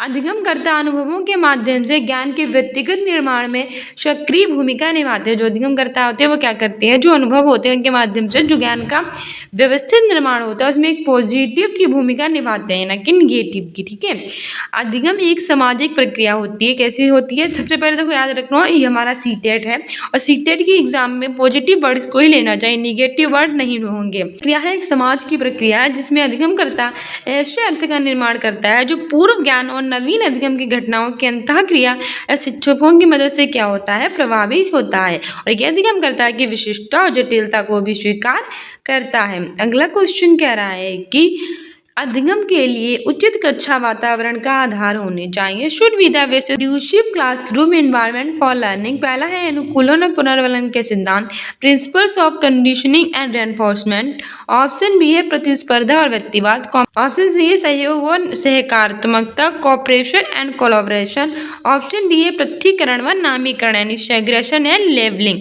तो बताइए अधिगम के लिए उचित कक्षा वातावरण का आधार कैसे होना चाहिए। तो सबसे पहले निगेटिव को हटाओ। इसने क्या कहा है कि नामकरण मतलब उन्हें लेवल दे देना, और सेग्रेगेशन यानी कि अलग अलग कर देना। तो सीटेट की एग्जाम में या फिर सीटेट का एग्जाम क्या, यूपी टेट का, किसी का भी एग्जाम हो, अपने माइंड में एक चीज लगा के रखो कि आप अगर टीचर हो तो आप बच्चों को अलग अलग नहीं कर सकते। ठीक है, प्रैक्टिकल नॉलेज अपनाओ यहाँ। आप बच्चों को अलग अलग नहीं कर सकते, ना ही उन्हें लेवल दे सकते हो कि तुम बहुत अच्छे हो, तुम बहुत ही अच्छा करोगे, तुम बहुत ही बेकार हो, तुम्हें कुछ आता जाता नहीं, तो ये सब आप नहीं कर सकते। तो जहाँ पर नेमीकरण वाली हो वो हटा दो। प्रतिस्पर्धा और व्यक्तिवाद, किसी भी बच्चे को कभी प्रतिस्पर्धा नहीं देनी चाहिए, चाहे कम सीखता हो, चाहे वो ज़्यादा सीखता हो, चाहे बहुत अच्छा हो, चाहे वो बिल्कुल बेकार हो, लेकिन आपको प्रतिस्पर्धा नहीं करा सकते हैं कि तुम बहुत अच्छा करोगे। तुम्हें कंपटीशन को बढ़ावा नहीं देना चाहिए। ठीक है, सहयोग वातावरण देना चाहिए, ना कि कंपटीशन को। ये भी हट गया। अनुकूलन और पुनर्वलन के सिद्धांत ये भी नहीं होगा, तो हमारा सही आंसर हो जाएगा ऑप्शन सी, सहयोग और सकारात्मकता, कोऑपरेशन एंड कोलैबोरेशन। ठीक है, तो हमें किसको बढ़ावा देना चाहिए, अधिगम के लिए उचित कक्षा वातावरण में सहयोग और सहकारात्मकता को, वातावरण को बढ़ावा देना चाहिए। ठीक है, आप भी अगर अपनी लाइफ में एक अच्छा टीचर बनना चाहिए तो आपको बच्चों के भी सहयोग का वातावरण देना चाहिए, ना कि उनके अंदर प्रतिस्पर्धा या उन्हें किसी भी तरह के लेवल प्रदान करना चाहिए, तो वो सब गलत होता है।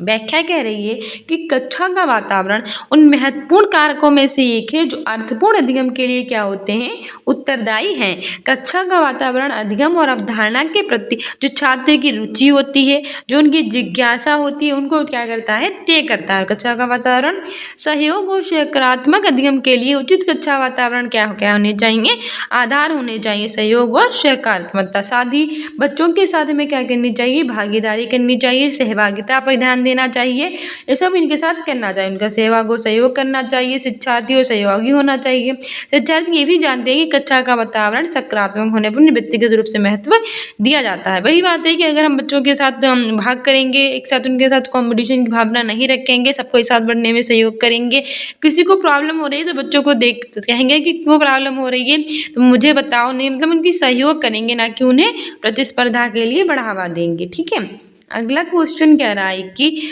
उच्च मध्य विद्यालय के बच्चों को सहज अनुमान लगाने के लिए प्रोत्साहित करना और उन्हें विभिन्न तरीकों की तलाश करने के लिए प्रोत्साहित करना, समस्या समाधान कौशल को बढ़ावा देने के लिए एक प्रभावी रणनीति। Middle school children to make intuitive guesses and prompting them to look for different ways is an effective strategy to promote problem solving skills। Option B यानी कि तर्क कह रहा है हमारा कि बच्चे विभिन्न दृष्टिकोणों की चर्चा और सोच की प्रक्रियाओं के माध्यम से सीखते हैं, यानी children's learn through the process of discussion and thinking of multiple perspectives. तो बताइए पहला और दूसरा दोनों सही और सही व्याख्या कर रहा है, दूसरा क्या है, सही तो है पर व्याख्या नहीं कर रहा है। तीसरा कह रहा है कि सही है ए और आर गलत है, और चौथा कह रहा है कि और दोनों गलत है। तो इसमें हमारा सही आंसर हो जाएगा ऑप्शन यानी कि ए और आर दोनों सही हैं और व्याख्या भी सही से कर रहा है। Both A and R true and R is the correct explanation of A. इस तरह से सीटेट में बहुत ज़्यादा क्वेश्चन पूछे जाते हैं और इस बार भी बहुत ज़्यादा पूछे गए थे, तो ऐसे क्वेश्चनों पर ज़्यादा ध्यान देना। व्याख्या कह रही है कि मध्य विद्यालय के बच्चों को सहज अनुमान लगाने के लिए हमें क्या करना चाहिए, प्रोत्साहित उन्हें करना चाहिए और उन्हें विभिन्न तरीकों की तलाश करने के लिए भी क्या करना चाहिए, प्रोत्साहित करना चाहिए। समस्या समाधान कौशल को बढ़ावा देने के लिए कैसी रणनीति है, प्रभावी, क्योंकि बच्चे अलग अलग दृष्टिकोणों की चर्चा और सोच की प्रक्रियाओं के माध्यम से क्या करते हैं, सीखते हैं और समस्या समाधान उचित कौशलों को व्यवस्थित रूप से लागू करके उनको पहचानने में उनको हल करने की क्षमता होगी, क्योंकि हम जानते हैं कि जो नहीं जानते उसे खोजने के लिए लेते हैं। ये और दोनों सही है और सही व्याख्या कर रहा है। अगला क्वेश्चन क्या है कि कक्षा में प्रश्न यानी questions in the classroom, option है कि केवल छात्रों द्वारा पूछे जाने चाहिए, सिर्फ शिक्षक द्वारा ही उत्तर दिया जाना चाहिए। Should be asked by the student and answered by the teacher only. कितना बकवास ऑप्शन है, हटा दो। मतलब ये है कि सिर्फ छात्र एक टीचर से पूछते हैं और टीचर बच्चों से कुछ भी ना पूछे, सिर्फ उनके आंसर देने चाहिए। कैसे क्या करना है लाइफ में कुछ भी ना बताएं। मान लीजिए पूछ लिया है कि भारत की राजधानी क्या है, टीचर ने कह दिया कि न्यू दिल्ली है, फिर उनसे दोबारा कुछ भी ना पूछे जिससे उनकी जो सोचने की कैपेसिटी है वो बढ़ सके, नहीं उन्हें कुछ बताएं तो ये तो गलत हो जाएगा ना। तो पहला वाला ऑप्शन गलत है। दूसरा है कि केवल शिक्षक द्वारा पूछे जाने चाहिए और सिर्फ छात्रों द्वारा ही उत्तर दिया जाना चाहिए। Should be asked by the teacher and answered by the students only. देखो केवल लग गया तो हटा दो और ऊपर से कह रहा है कि सिर्फ टीचर ही तो क्वेश्चन पूछे। क्यों, स्टूडेंट्स का हक नहीं है क्या, उनके अंदर कोई विचार नहीं आते हैं? ये तो अपने टीचर को प्राथमिकता दे दी है, टीचर को प्राथमिकता नहीं, हमें छात्र को देनी है।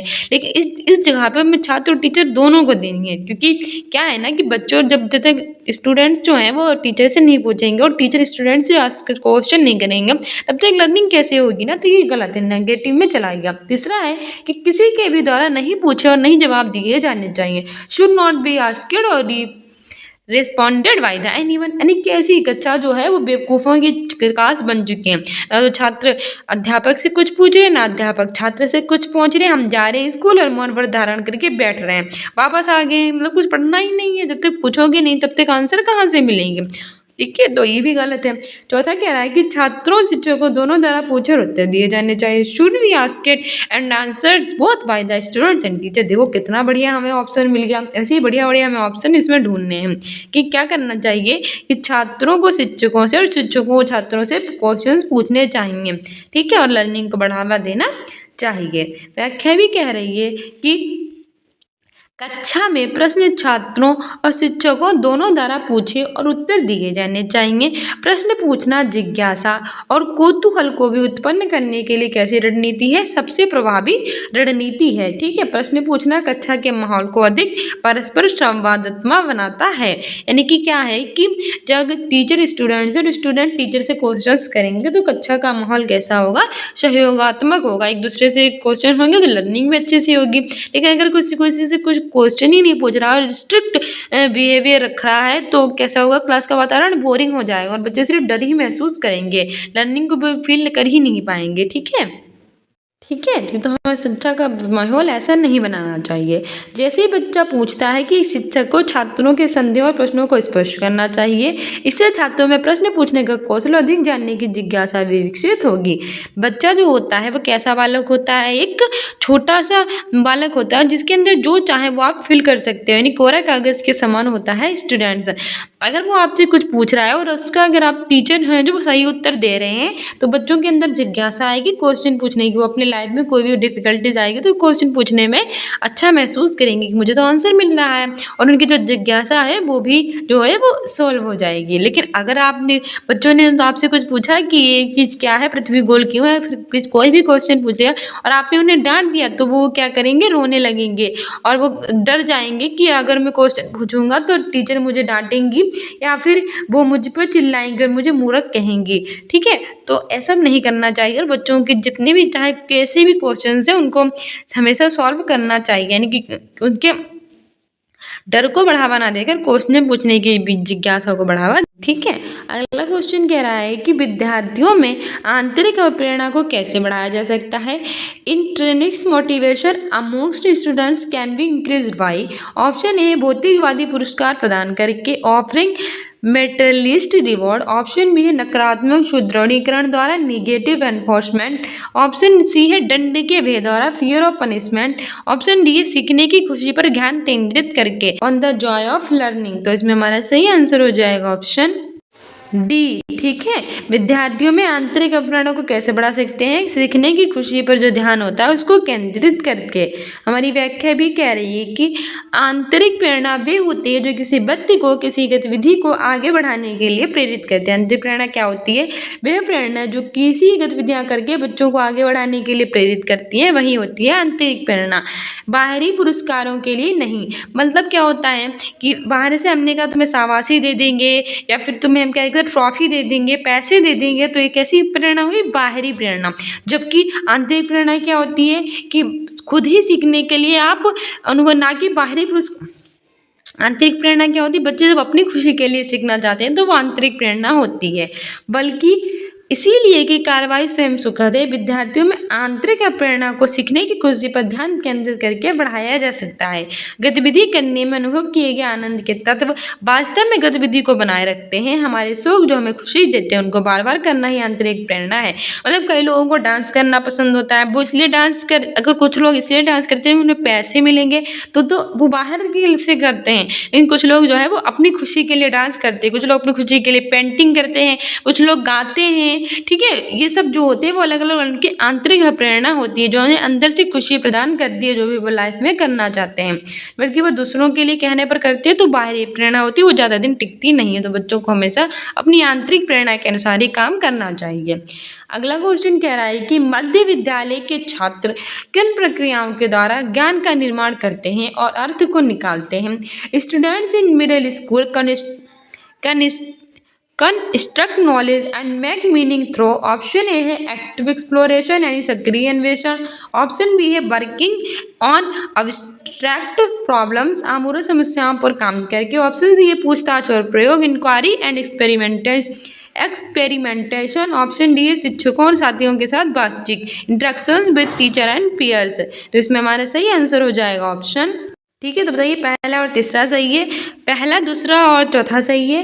तीसरा कह रहा है कि दूसरा तीसरा और चौथा सही है, चौथा कह रहा है कि पहला दूसरा तीसरा और चौथा सही है। तो इसमें हमारा सही आंसर हो जाएगा ऑप्शन डी, पहला दूसरा तीसरा और चौथा यानी सभी सही है। सक्रिय अन्वेषण, आमूल समस्याओं पर काम करना, पूछताछ और प्रयोग, शिक्षकों और साथियों के साथ बातचीत।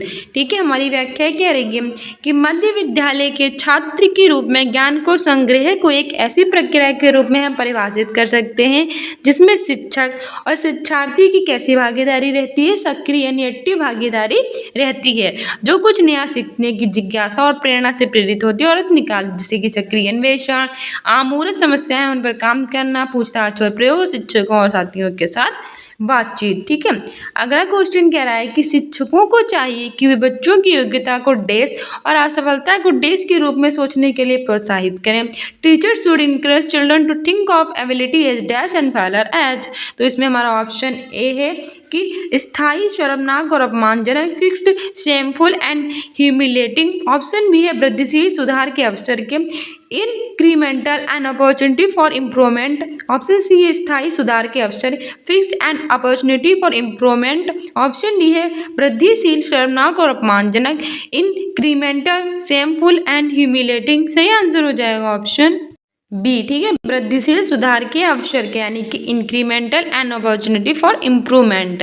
हमारी व्याख्या भी कह रही है कि अध्ययन का लाभ अधिकतम तब होता है जब शिक्षक छात्रों के लिए एक सुविधा के रूप में कार्य करता है। जब हमें अध्ययन का लाभ कब होता है, हम अच्छे से सीख सकते हैं जब टीचर होता है वो छात्रों के लिए कैसे काम करे, एक फैसिलिटी के रूप में, ना कि एक बर्डन के रूप में। ठीक है, एक शिक्षक को शिक्षार्थियों का प्रदर्शन लक्ष्यों के बजाय सीखने के लक्ष्य निर्धारित करने के लिए हमें प्रोत्साहित करना देना चाहिए, मतलब कैसे आप अपने लक्ष्य को हासिल कर सकते हो, कैसे कैसे वर्क कर सकते हो, किस तरह से आप अपने आप को इम्प्रूव कर सकते हो, उस पर प्रोत्साहित करना चाहिए। ना कि इसलिए कि तुम्हें बस जीतना है, तुम्हें बस जीतना है, तुम्हें बस जीतना है। ठीक है, शिक्षकों को चाहिए कि बच्चों की योग्यता को वृद्धिशील और असफलता को सुधार के अवसर के रूप में सोचने के लिए प्रोत्साहित करें। यानी कि बच्चे जो हैं वो असफल क्यों हो रहे हैं, क्या क्या उनमें गलतियां वो कर रहे हैं, उन गलतियों को कैसे सुधारा जाए, कैसे वो खुद सफल हो सकें, उन सबको बढ़ावा देना चाहिए। उनकी क्या योग्यता है उन सबको वृद्धि करनी चाहिए।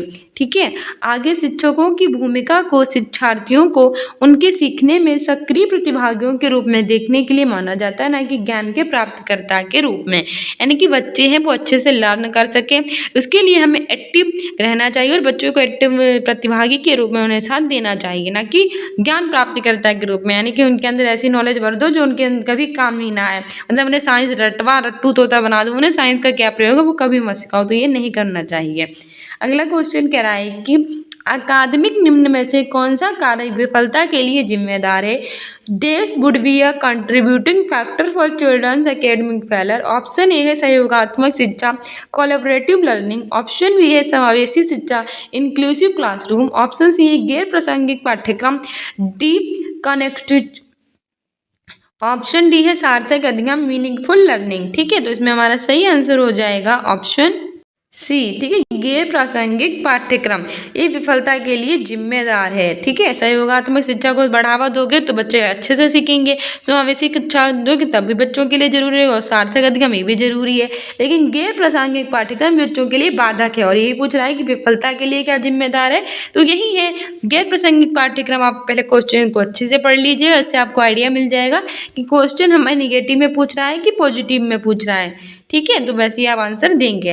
व्याख्या कह रही है कि शैक्षणिक उपलब्धि में छात्रों की विफलता के कई कारण है, जैसे कि रुचि की कमी, यानी उनमें इंटरेस्ट का ना होना, कम ध्यान देना, वो ध्यान अच्छे से नहीं दे पाते अपना 100%। इसके प्रमुख कारणों में से गैर प्रासंगिक पाठ्यक्रम होता है। ठीक है, गैर प्रासंगिक क्या होता है? किसी चीज की जांच या व्याख्या करने की प्रक्रिया है जो संदर्भ से अलग है, जिसमें वह अंतर्निहित है, वह सचेत या अवचेतन रूप में होती है। और गैर प्रासंगिक पाठ्यक्रम छात्रों की विफलता के लिए जिम्मेदार है, क्योंकि इसमें क्या होता है कि हम ऐसी चीज़ों को शामिल कर सकते हैं जो उसमें शामिल ही ना हो। यानी कि हम मैथमेटिक्स अगर बच्चों को पढ़ा रहे हैं और उसमें बीच में साइंस पढ़ाने लगे, बीच में हिंदी पढ़ाने लगे, बीच में बंगाली पढ़ाने लगे, तो उससे क्या होगा? बच्चे मान लो हिंदी की क्लास चल रही है, इसमें देखो क्या होता है, मान लो हिंदी की क्लास पढ़ रही है, सारे स्टूडेंट्स हिंदी के हैं और वो हिंदी सीखने आए हैं, लेकिन हमने बीच में क्या कर दिया, बंगाली सिखाने लगे, तमिल सिखाने लगे, उड़िया सिखाने लगे। हाँ, ये सब भाषा जरूरी है जीवन के लिए, लेकिन हिंदी सीखने वाले बच्चों को ये सब सिखाना, वो सीखने ही जब नहीं आए तो उनके लिए तो गैर प्रासंगिक हो गया ना। तो यही सब होता है गैर प्रासंगिक, मतलब जो है उस पर ध्यान ना देकर किसी दूसरी चीज़ पर ध्यान देना। ठीक है, ऐसे इंग्लिश सीखने वालों को हिंदी सिखाते रहना और इंग्लिश ना सिखाना, तो ये तो गैर प्रासंगिक हो गया ना। ठीक है, तो इन सब का प्रयोग नहीं करना चाहिए क्लासरूम में। से कि दिए गए गद्यांश को ध्यानपूर्वक पढ़िए और पूछे गए प्रश्न के लिए सबसे उपयुक्त विकल्प का चयन कीजिए। इसमें हमें क्या करना है कि एक गद्यांश ध्यानपूर्वक पढ़ना है और इससे रिलेटेड जो क्वेश्चन होंगे उनको हम आंसर देने हैं। हमारा गद्यांश कह रहा है कि परेशानियों के बावजूद रोजाना थोड़ा हंसने हंसाने का अभ्यास करते रहने से आत्मविश्वास और सुरक्षा की भावना बढ़ती है। मतलब देखते हैं आप अपनी की जिंदगी में कितनी सारी परेशानियां होती है, उसके बाद भी अगर हम थोड़ा हंसे हंसाएंगे तो इससे क्या होगा कि हमारे अंदर जो आत्मविश्वास और सुरक्षा है उसकी भावना जो होगी वो बढ़ जाएगी। इससे न केवल खुद को खुशी महसूस होती है बल्कि आसपास में जो हमारे व्यक्ति हमारे साथ जुड़े हुए होते हैं उनमें भी हमें खुशी फैलाती है। यानी कि इससे सिर्फ हम ही खुश नहीं हो सकते हैं, हमारे आसपास जो व्यक्ति है वो भी खुश रहते हैं। हंसना हमारे शारीरिक और मानसिक स्वास्थ्य के लिए बहुत लाभकारी है। इससे हमारा इम्यून सिस्टम मजबूत रहता है, बहुत सी बीमारियों से बचाव हो सकता है। अगर हम खुश रहेंगे तो ये सिर्फ हमें खुशी प्रदान नहीं करेगा बल्कि हमारा इम्यून सिस्टम भी अच्छा रखेगा और आसपास के लोग भी काफ़ी खुश रहेंगे। लेकिन ज़रूरत से ज़्यादा और अनुचित तरीके से हंसना दूसरे को परेशान कर सकता है। हंसी मजाक से टेंशन रिलीज होती है, मन हल्का होता है, लेकिन हमें ये नहीं करना चाहिए कि इतना हंसना बेमतलब की बातों में हंसे कि हमें ये परेशानी देने लगे खुशी की जगह पे। ठीक है, तो इन सब का भी ध्यान रखना चाहिए। हंसते रहने से जीवन की कड़ी वास्तविकताओं में से लगातार थकावट का एहसास, अज्ञात डर और तरह तरह की झुंझलाहट से क्या मिलती है? रिलीफ, यानी कि राहत मिलती है। मन की खुशी और शक्ति से कार्य शक्ति और सृजनात्मकता बढ़ती है। क्यों ना हम आपसी भेदभाव मिटाकर अपने संबंधों को मधुर बनाने की कोशिश करें, ताकि एक दूसरे से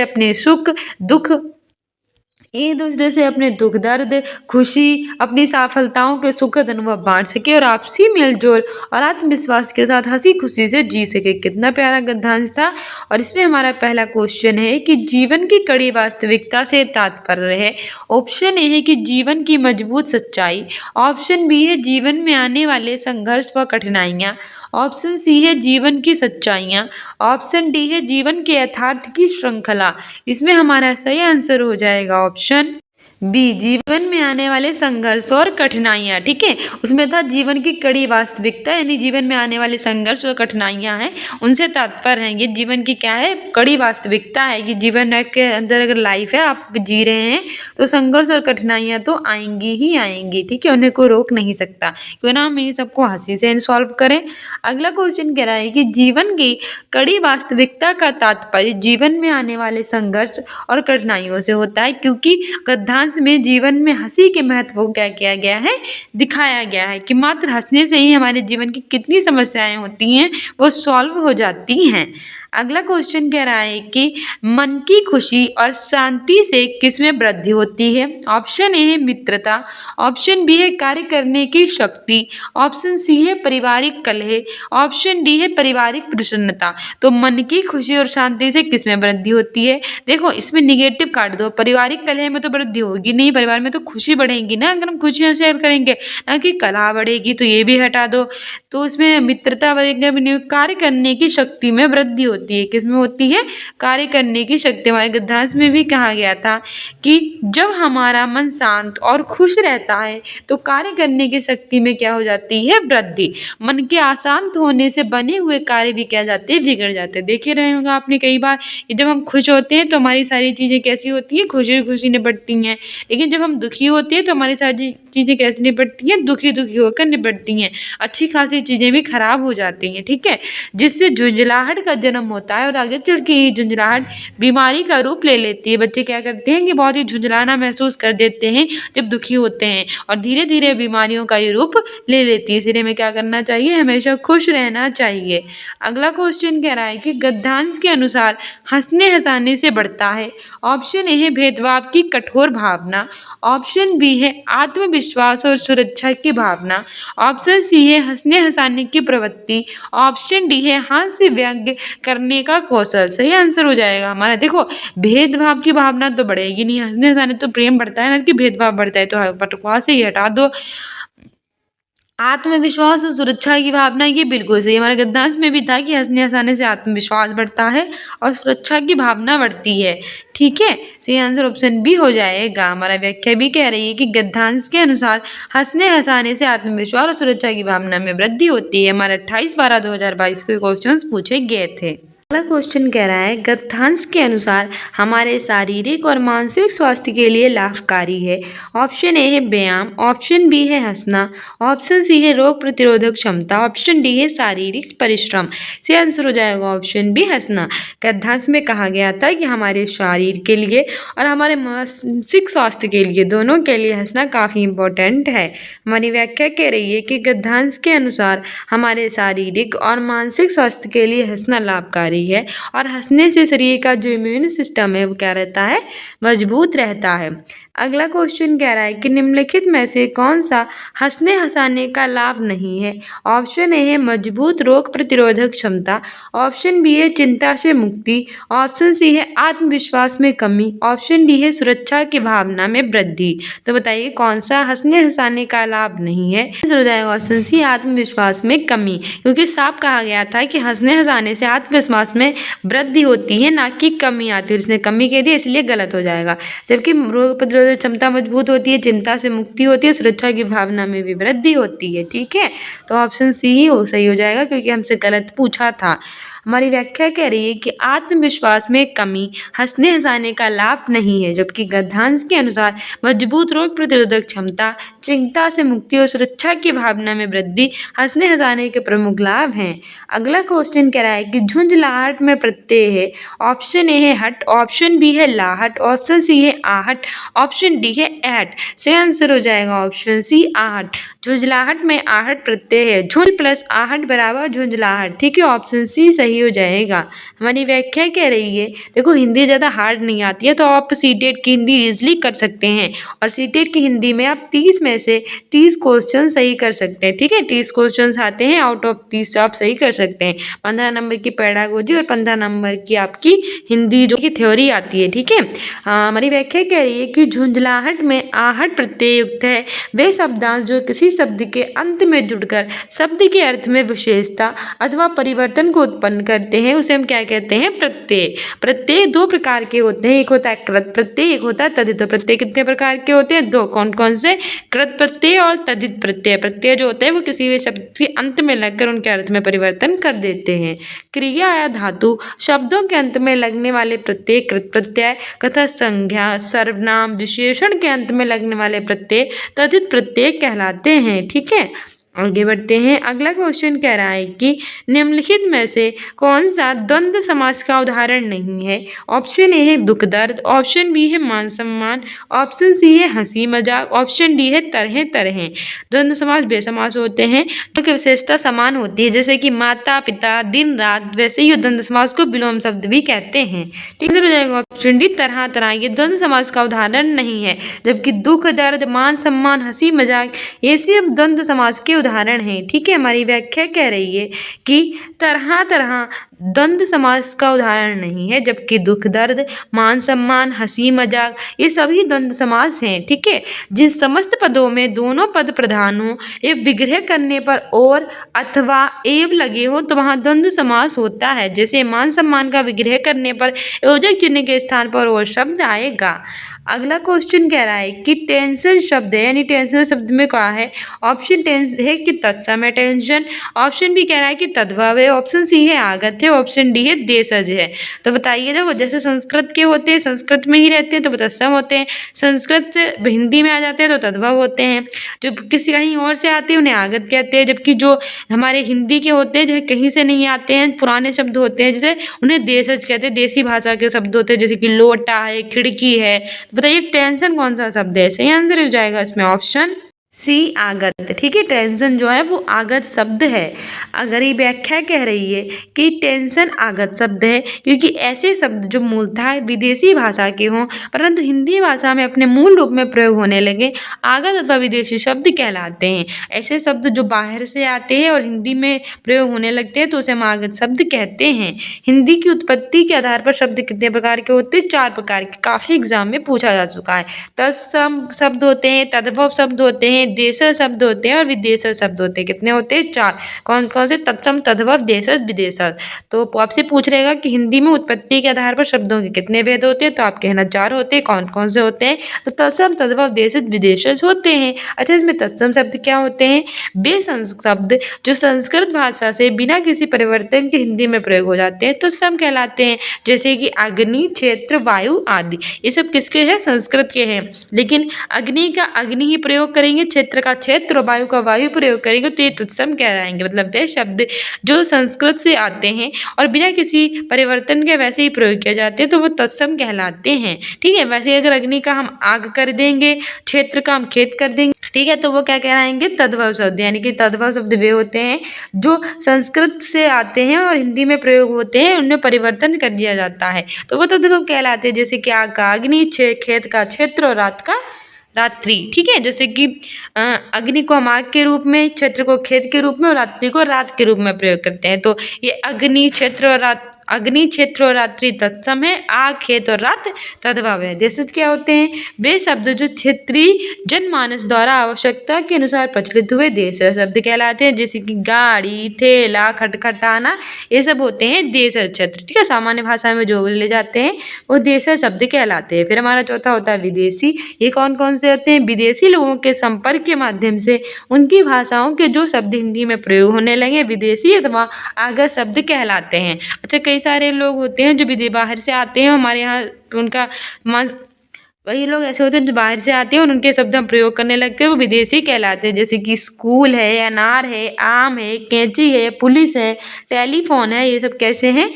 विदेशी शब्द हैं। ठीक है, और नमक क्वेश्चन हमारा कह रहा है ये भी गद्यांश है। एक गद्यांश हमारा निपट गया, अब दूसरा गद्यांश आ गया। टोटल 2 गद्यांश आते हैं। दूसरा गद्यांश कह रहा है कि नीचे दिए गद्यांश को ध्यानपूर्वक पढ़ना है, विकल्प हमें उपयुक्त चयन करना है। गद्यांश काफ़ी ईजी होते हैं, बस इन्हें अच्छे से पढ़ना होता है। गद्यांश कह रहा है कि विज्ञान ने मनुष्य को पक्का भौतिकवादी बनाकर उसके विवेक पर पर्दा डाल दिया है। विज्ञान यानी साइंस ने क्या किया है कि मनुष्य को भौतिकवादी बना दिया है और उसका जो विवेक है यानी सोचे समझने की क्षमता उस पर क्या डाल दिया है? पर्दा डाल दिया है। उसके मन की चिर शांति और आनंद भाव भी छीन लिया है। अब मनुष्य को ना ईश्वर का भय है ना पतन का, मतलब अब मनुष्य क्या है? ना तो ईश्वर का भय कर रहा है, डर रहा है, ना ईश्वर से ना ही पतन से। विज्ञान ने जहाँ यंत्र दिए वहीं यंत्रों द्वारा बेकारी भी दी है। कारखानों के स्वामियों के हाथ में पूंजी देकर तथा मजदूरों को फटेहाल रखकर विज्ञान ने वर्ग संघर्ष उत्पन्न किया है। इस प्रकार वर्ग संघर्ष का कारण होने से विज्ञान ही इस संसार में निरंतर मतलब लगातार अशांति का कारण बनकर पारस्परिक मतलब एक दूसरे से विदेश का विस्तार कर रहा है। दोनों प्रकार के तथ्यों के आधार पर सच पूछो तो विज्ञान अपने आप में कैसा है? निर्दोष है, मतलब विज्ञान का कोई दोष नहीं है। दोष स्वयं मनुष्य जाति की अपनी इच्छाओं और तृष्णा के विस्तार का है, जो उसके सदुपयोग के स्थान पर दुरुपयोग करना उसे सिखा रही है। ठीक है, पहला कह रहा है कि विज्ञान ने मनुष्य को क्या बना दिया है? ऑप्शन ए है वैज्ञानिक, ऑप्शन बी है भौतिकवादी, ऑप्शन सी है पूंजीवादी, ऑप्शन डी है विवेकशील। तो क्या हो जाएगा हमारा सही आंसर? सही आंसर हो जाएगा इसमें हमारा ऑप्शन बी भौतिकवादी। ठीक है, विज्ञान ने मनुष्य को भौतिकवादी बना दिया है। हमारी व्याख्या कह रही है कि गद्यांश के अनुसार विज्ञान ने मनुष्य को क्या बना दिया? भौतिकवादी। ठीक है, जिसमें ज़्यादा माइंड लगाने की जरूरत नहीं, ऊपर से देखकर आपको गद्यांश से देखकर आंसर देने होते हैं।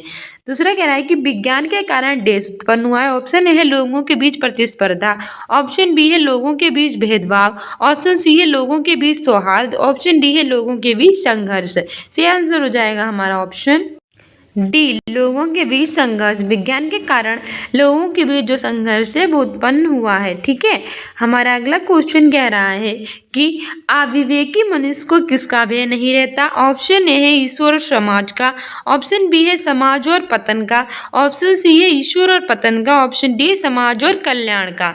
सही आंसर हो जाएगा हमारा ऑप्शन सी ईश्वर और पतन का। अविवेकी मनुष्य को ईश्वर और पतन का भय नहीं रहता है।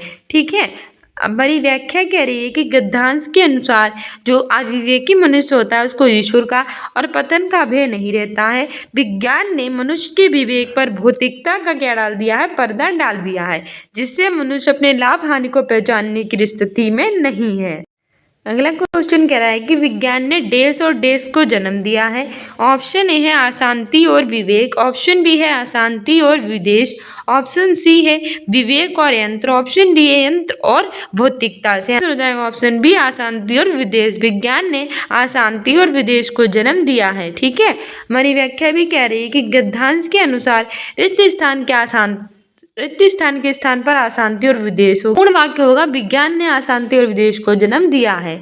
अगला क्वेश्चन कह रहा है कि मनुष्य के पतन का कारण स्वयं मनुष्य है, क्योंकि ऑप्शन ए है वह अपनी इच्छाओं को दबाता चला गया, ऑप्शन बी है वह अपनी इच्छाओं को नियंत्रित नहीं रख सका, ऑप्शन सी है मनुष्य के पास विवेक था जिसका प्रयोग देर से हुआ, ऑप्शन डी है मनुष्य का वास्तविक दुश्मन है। सही आंसर हो जाएगा ऑप्शन बी वे अपनी इच्छाओं को नियंत्रित नहीं कर सका। ठीक है, मनुष्य के पतन का कारण स्वयं मनुष्य है, क्योंकि मनुष्य अपनी इच्छाओं को नियंत्रित नहीं कर सका। हमारा अगला क्वेश्चन कह रहा है कि विज्ञान शब्द में उपसर्ग है। ऑप्शन ए है विज्ञान, ऑप्शन बी है ज्ञान, ऑप्शन सी है वी, ऑप्शन डी है ना। तो उपसर्ग क्या होते हैं? वे शब्द जो किसी भी शब्द के स्टार्टिंग में जुड़कर यानी शुरुआत में जुड़कर उसके अर्थ में परिवर्तित कर देते हैं वो कर जाते हैं उपसर्ग। जैसे कि विज्ञान में बी प्लस ज्ञान, इनसे मिलकर जोड़कर बनाए बी प्लस ज्ञान बराबर विज्ञान, तो ऑप्शन सी सही हो जाएगा बी, बी प्लस ज्ञान बराबर विज्ञान, आ प्लस ज्ञान बराबर अज्ञान। तो इन सबसे जो होते हैं स्टार्टिंग में जुड़ते हैं उनके अर्थ में परिवर्तन कर देते हैं। ठीक है, तो हमारा सही आंसर ऑप्शन सी ही हो जाएगा। व्याख्या भी कह रही कि विज्ञान शब्द में वी उपसर्ग है, विज्ञान शब्द वी प्लस ज्ञान से बना होता है। वे शब्द के अंश जो किसी भी शब्द के आरंभ में जुड़ते हैं और उनके अर्थ में विशेषता को उत्पन्न कर देते हैं वो उपसर्ग कहलाते हैं, जैसे बी प्लस शेष, विशेष, आ प्लस जन्म, आजन्म आदि। ठीक है, अगला क्वेश्चन कह रहा है कि पर्दा डाल देना मुहावरे का अर्थ है। ऑप्शन ए खिड़की पर पर्दा डालना, ऑप्शन बी है आंखों में धूल झोंकना, ऑप्शन सी है कम बुद्धि का होना, ऑप्शन डी सच्चाई का पता ना लगना। पर्दा डाल देना का मतलब होता है, ऑप्शन हमारा सही हो जाएगा ऑप्शन डी सही हो जाएगा, सच्चाई का पता ना चलना। पर्दा डाल देना मतलब सच्चाई का पता ना चलना। ठीक है, हमारी व्याख्या भी कह रही है कि पर्दा डाल देना सच्चाई का पता ना लगना, आंखों में धूल झोंकना मुहावरे का अर्थ होता है धोखा देना। ठीक है, कि मौन विधि भाषा अधिगम को मानसिक गतिविधि के रूप में स्वीकृत करती है। दूसरा है कि मौन विधि में शिक्षार्थी एक वैज्ञानिक या अन्वेषक है जो अनुभवों और अवसरों के आधार पर भाषा के प्रति अपनी समझ बनाता है। तो पहला है कि ये सही है लेकिन बी गलत है, दूसरा है कि बी सही है लेकिन ए गलत है, तीसरा है कि और बी दोनों सही है और ए बी का कारक है, और चौथा है और बी दोनों गलत है। तो इसमें हमारा सही आंसर हो जाएगा ऑप्शन सी, ए और बी दोनों सही हैं और ए जो है बी का कारक है। यानी कि मौन विधि भाषा अधिगम को मानसिक गतिविधि के रूप में स्वीकृत करती है, यानी कि हम ऐसी विधि से जो होते हैं जो कि मौन विधि होती है वो हमारे मस्तिष्क के लिए काफ़ी इंपॉर्टेंट होती है। और मौन विधि में शिक्षार्थी वैज्ञानिक और अन्वेषक होता है जो अनुभवों अवसरों के आधार पर भाषा के प्रति अपनी जो है वो समझ बनाता है, ये भी सही है। हमारी व्याख्या कह रही है कि मौन विधि भाषा अधिगम को मानसिक गतिविधि के रूप में स्वीकृत करती है। मौन विधि में शिक्षार्थी जो होता है वो एक वैज्ञानिक ये अन्वेषक है जो मनुष्य और अवसरों के आधार पर भाषा के प्रति अपनी समझ है उसको बनाता है। इस तरह से दोनों सही हैं। लिखित पठन सामग्री को बिना बोले मन में ही पढ़ने की प्रक्रिया मौन वाचन कहलाती है। अच्छा, मौन वाचन होता क्या है? कोई पठन सामग्री होती है इसको हम बोलते नहीं है, मन में ही पढ़ते हैं, तो वो कहलाती है मौन वाचन। इससे जो होता है बच्चे अच्छा से समझ सकता है, और अगर वो चिल्ला चिल्ला के पढ़ेगा उतने अच्छे से नहीं समझ पाएगा। अगर वो मस्तिष्क के अंदर पढ़ेगा, चुप रहकर पढ़ेगा, अपने सारी चीज़ें कैसे क्या है उसको समझ के पढ़ेगा तो अच्छे से पढ़ पाएगा। ठीक है, डॉक्टर राम सकल पांडे के अनुसार मौन वाचन में क्या होता है? निपुणता का आना व्यक्ति के विचारों में प्रौढ़ता का द्योतक है जो भाषा की दक्षता होकर अधिकार का सूचक है। ठीक है, जो क्या होता है भाषा की दक्षता बना देता है।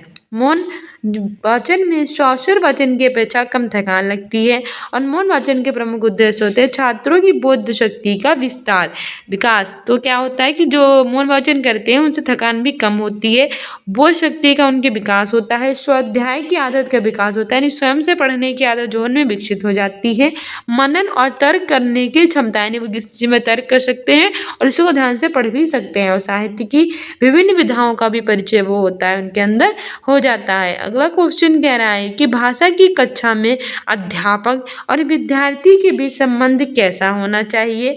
ऑप्शन ए है अध्यापक व्याख्या करने वाला और विद्यार्थी श्रोता होना चाहिए, ऑप्शन बी है अध्यापक सत्ताधारी और जो विद्यार्थी है वो मौन ग्रहण करता होना चाहिए, तीसरा है कि अध्यापक और विद्यार्थी आपस में साझेदार होने चाहिए, और चौथा है कि अध्यापक निर्देशक और विद्यार्थी अनुसरण करता होना चाहिए। तो इसमें हमारा सही आंसर हो जाएगा और विद्यार्थी आपस में साझेदार होने चाहिए। ठीक है, भाषा की कक्षा में अध्यापक और विद्यार्थी के बीच यही संबंध होना चाहिए कि जो अध्यापक और विद्यार्थी हैं दोनों ही क्या हों, साझेदार हों, यानी कि एक दूसरे की बातों को समझने और सुनने की क्षमता होनी चाहिए।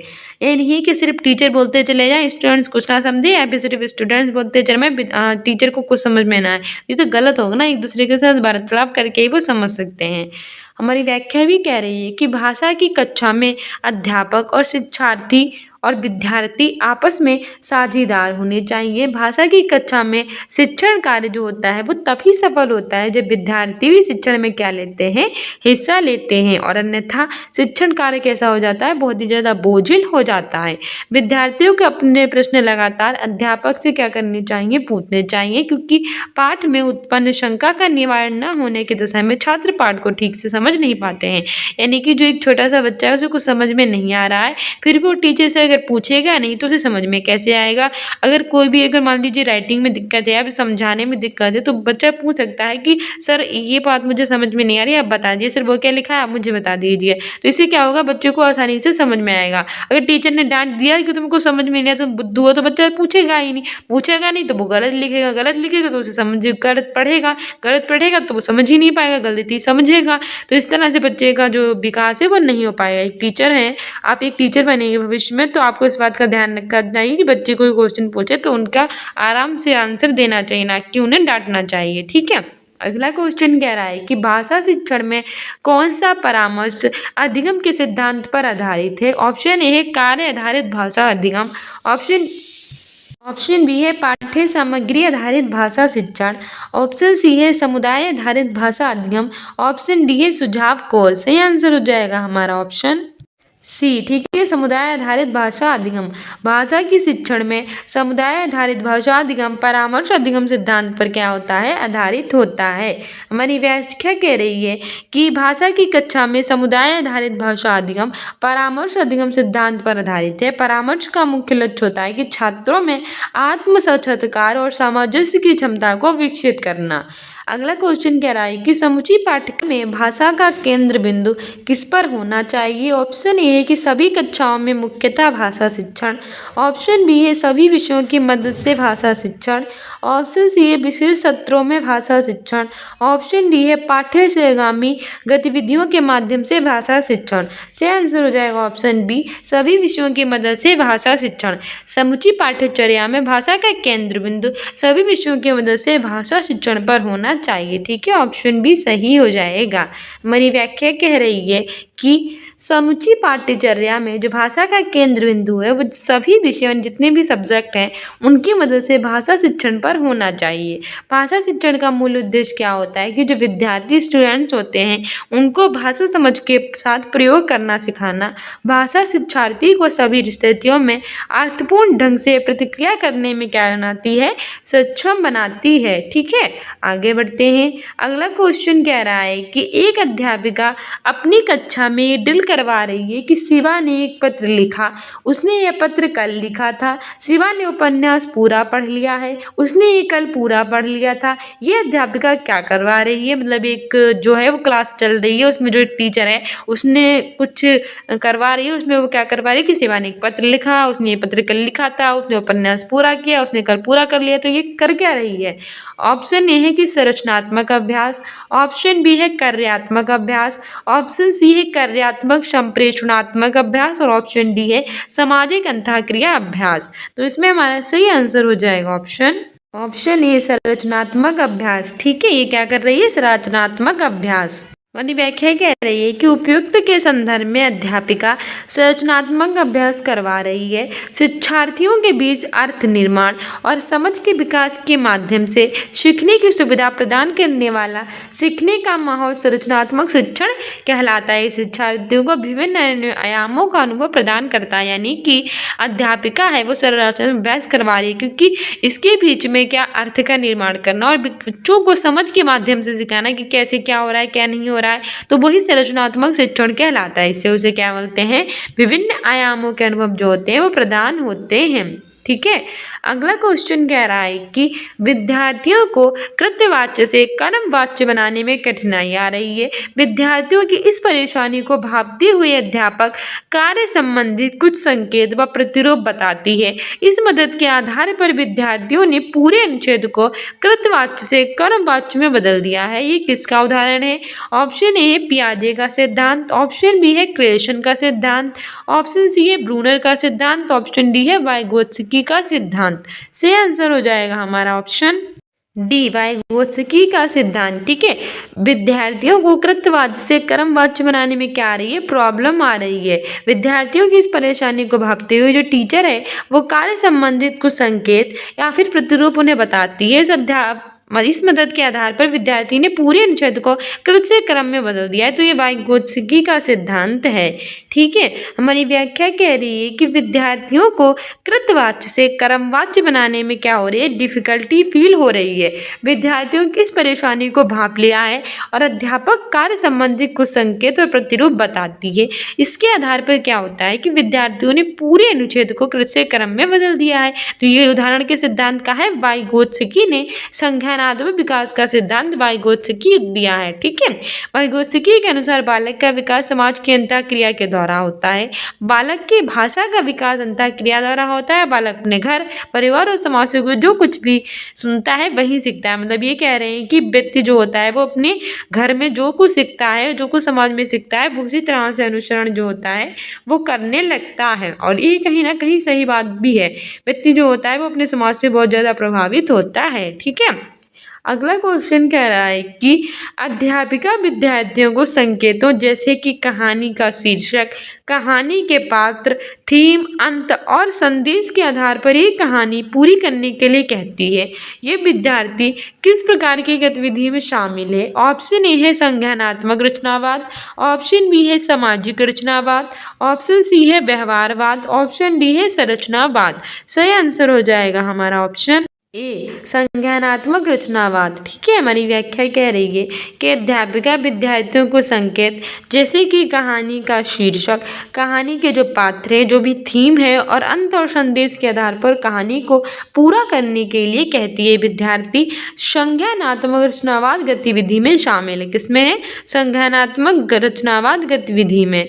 अगला हमारा क्वेश्चन कह रहा है कि अध्यापिका अपने विद्यार्थियों से उसकी पहली हवाई यात्रा कहानी पर चर्चा करती है और फिर इसको कक्षा के सामने अभिनीत करने के लिए कहती है। अध्यापक विद्यार्थियों में क्या विकसित करना चाहती है? ऑप्शन ए है रचनात्मकता, ऑप्शन बी है संप्रेषण, ऑप्शन सी है सहयोग, ऑप्शन डी है समालोचनात्मक चिंतन। सही आंसर हो जाएगा हमारा ऑप्शन। इसमें हमारा ऑप्शन ए कि ए बी और सी, ऑप्शन बी है ए बी और डी, ऑप्शन सी है बी सी और डी, ऑप्शन डी है ए सी और डी।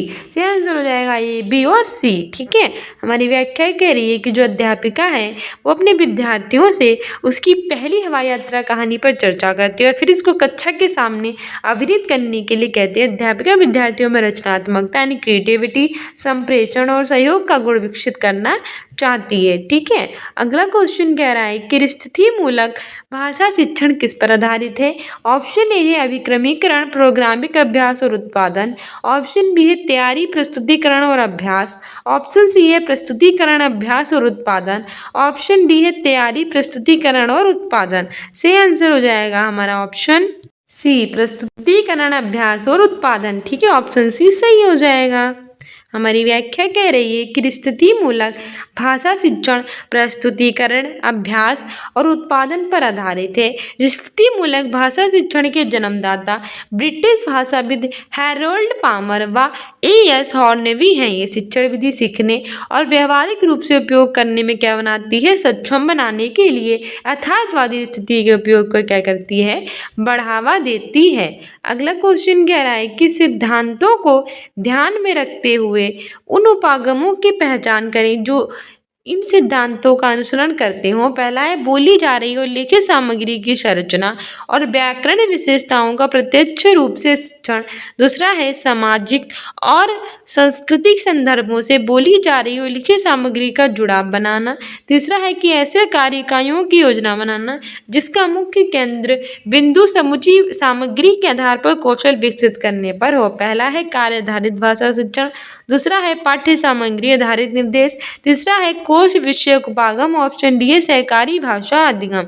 सही आंसर हो जाएगा हमारा ऑप्शन बी, पाठ्य सामग्री आधारित निर्देश। ठीक है, हमारी व्याख्या कह रही है कि बाहरी सामग्री आधारित निर्देश उपागम के प्रमुख सिद्धांत हैं बोली जा रही है लिखित सामग्री की संरचना और व्याकरण विशेषताओं का प्रत्यक्ष रूप से शिक्षण, सामाजिक और सांस्कृतिक संदर्भों से बोली जा रही लिखित सामग्री का जुड़ाव बनाना, ऐसे कार्य इकाइयों की योजना बनाना जिनका मुख्य केंद्र बिंदु समुचित सामग्री के आधार पर कौशल को विकसित करने पर हो। ठीक है।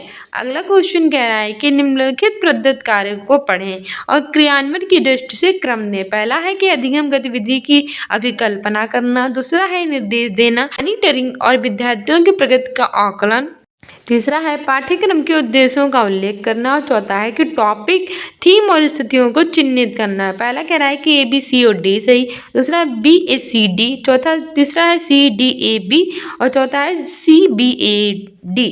से आंसर हो जाएगा ऑप्शन C। ठीक है, C D A और B, यानी कि क्रियान्वयन की दृष्टि से प्रदत्त कार्यों का क्रम होगा। पहला है कि पाठ्यक्रम के उद्देश्यों का उल्लेख होगा, फिर होगा टॉपिक, थीम और स्थितियों को चिन्हित करेंगे, फिर अधिगम की गतिविधि की विकल्पना करेंगे, फिर निर्देश देंगे, मॉनिटरिंग करेंगे, विद्यार्थियों की प्रगति का आकलन करेंगे। ठीक है। अगला क्वेश्चन कह रहा है कि कक्षा अध्यापक का मुख्य उत्तरदायित्व क्या है। ऑप्शन ए कि शिक्षार्थी की संप्रेषणात्मक आवश्यकताओं की पहचान करना, दूसरा है शिक्षण के लिए संदर्भ का चयन करना, तीसरा है विभिन्न कक्षाओं के विद्यार्थियों का समूहीकरण, चौथा है शिक्षार्थियों को निर्देश देना। से आंसर हो जाएगा हमारा ऑप्शन ए, शिक्षार्थी की संप्रेषणात्मक आवश्यकताओं की पहचान करना कक्षा अध्यापक का मुख्य उत्तरदायित्व है। ठीक है, हमारी व्याख्या कह रही है कि कक्षा अध्यापक का मुख्य उत्तरदायित्व शिक्षार्थी की संप्रेषणात्मक आवश्यकताओं की पहचान करना है। अगला क्वेश्चन कह रहा है कि भाषा का पाठ्यक्रम किससे संबंधित है।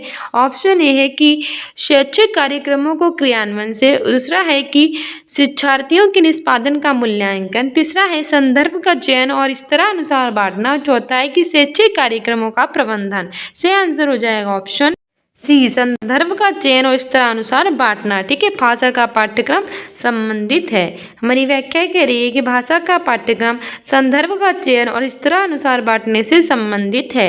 अगला क्वेश्चन कह रहा है कि भाषा अधिगम के लिए अनिवार्य है। ऑप्शन ए है भाषा के तत्वों में निपुणता, ऑप्शन बी है भाषा के नियमों का अधिगम, ऑप्शन सी है व्यावहारिक कौशलों में निपुणता, ऑप्शन डी है भाषा की कोश रचना में निपुणता। से आंसर हो जाएगा हमारा ऑप्शन सी, व्यावहारिक कौशलों में निपुणता भाषा अधिगम के लिए अनिवार्य है। हमारी व्याख्या कह रही है कि भाषा अधिगम के लिए व्यवहारिक कौशलों में निपुणता अनिवार्य है। हमारा अगला क्वेश्चन कह रहा है कि भाषा अधिगम का प्रतिक्रियात्मक पाठ्यक्रम किस पर आधारित है। ऑप्शन ए है व्याकरण, ऑप्शन बी है शब्द भंडार, ऑप्शन सी है टॉपिक, ऑप्शन डी है कार्य। से आंसर हो जाएगा हमारा ऑप्शन डी, कार्य। भाषा अधिगम का प्रक्रियात्मक पाठ्यक्रम कार्य पर आधारित है। ठीक है। सो डियर स्टूडेंट्स, हमारा सीटेट का प्रीवियस ईयर का paper. I hope you like this video. If you like it then like, subscribe and share and don't forget to subscribe this channel. मिलते हैं नेक्स्ट वीडियो में। Keep loving, keep watching, keep sharing. साथ ही Students In Academy को Instagram और Facebook पे follow कर लीजिए और अपने एग्जाम में बेटर करने के लिए आप कमेंट्री पोस्ट में आंसर दिया कीजिए और हमने कई सारी प्लेलिस्ट बना रखी है, उसे भी देखा कीजिए। ये सारे प्रीवियस ईयर के पेपर हैं जो आपको सॉल्व करवाए जा रहे हैं एक एक करके। अगले वीडियोज़ में हम आपकी इंग्लिश और आपकी जो साइंस है, सोशल साइंस है, वो उसको सोशल साइंस को लेकर हमारे साथ जुड़े रहिए। मिलते हैं अपने नेक्स्ट वीडियो में। Keep loving, keep watching, keep sharing. Thank you, bye.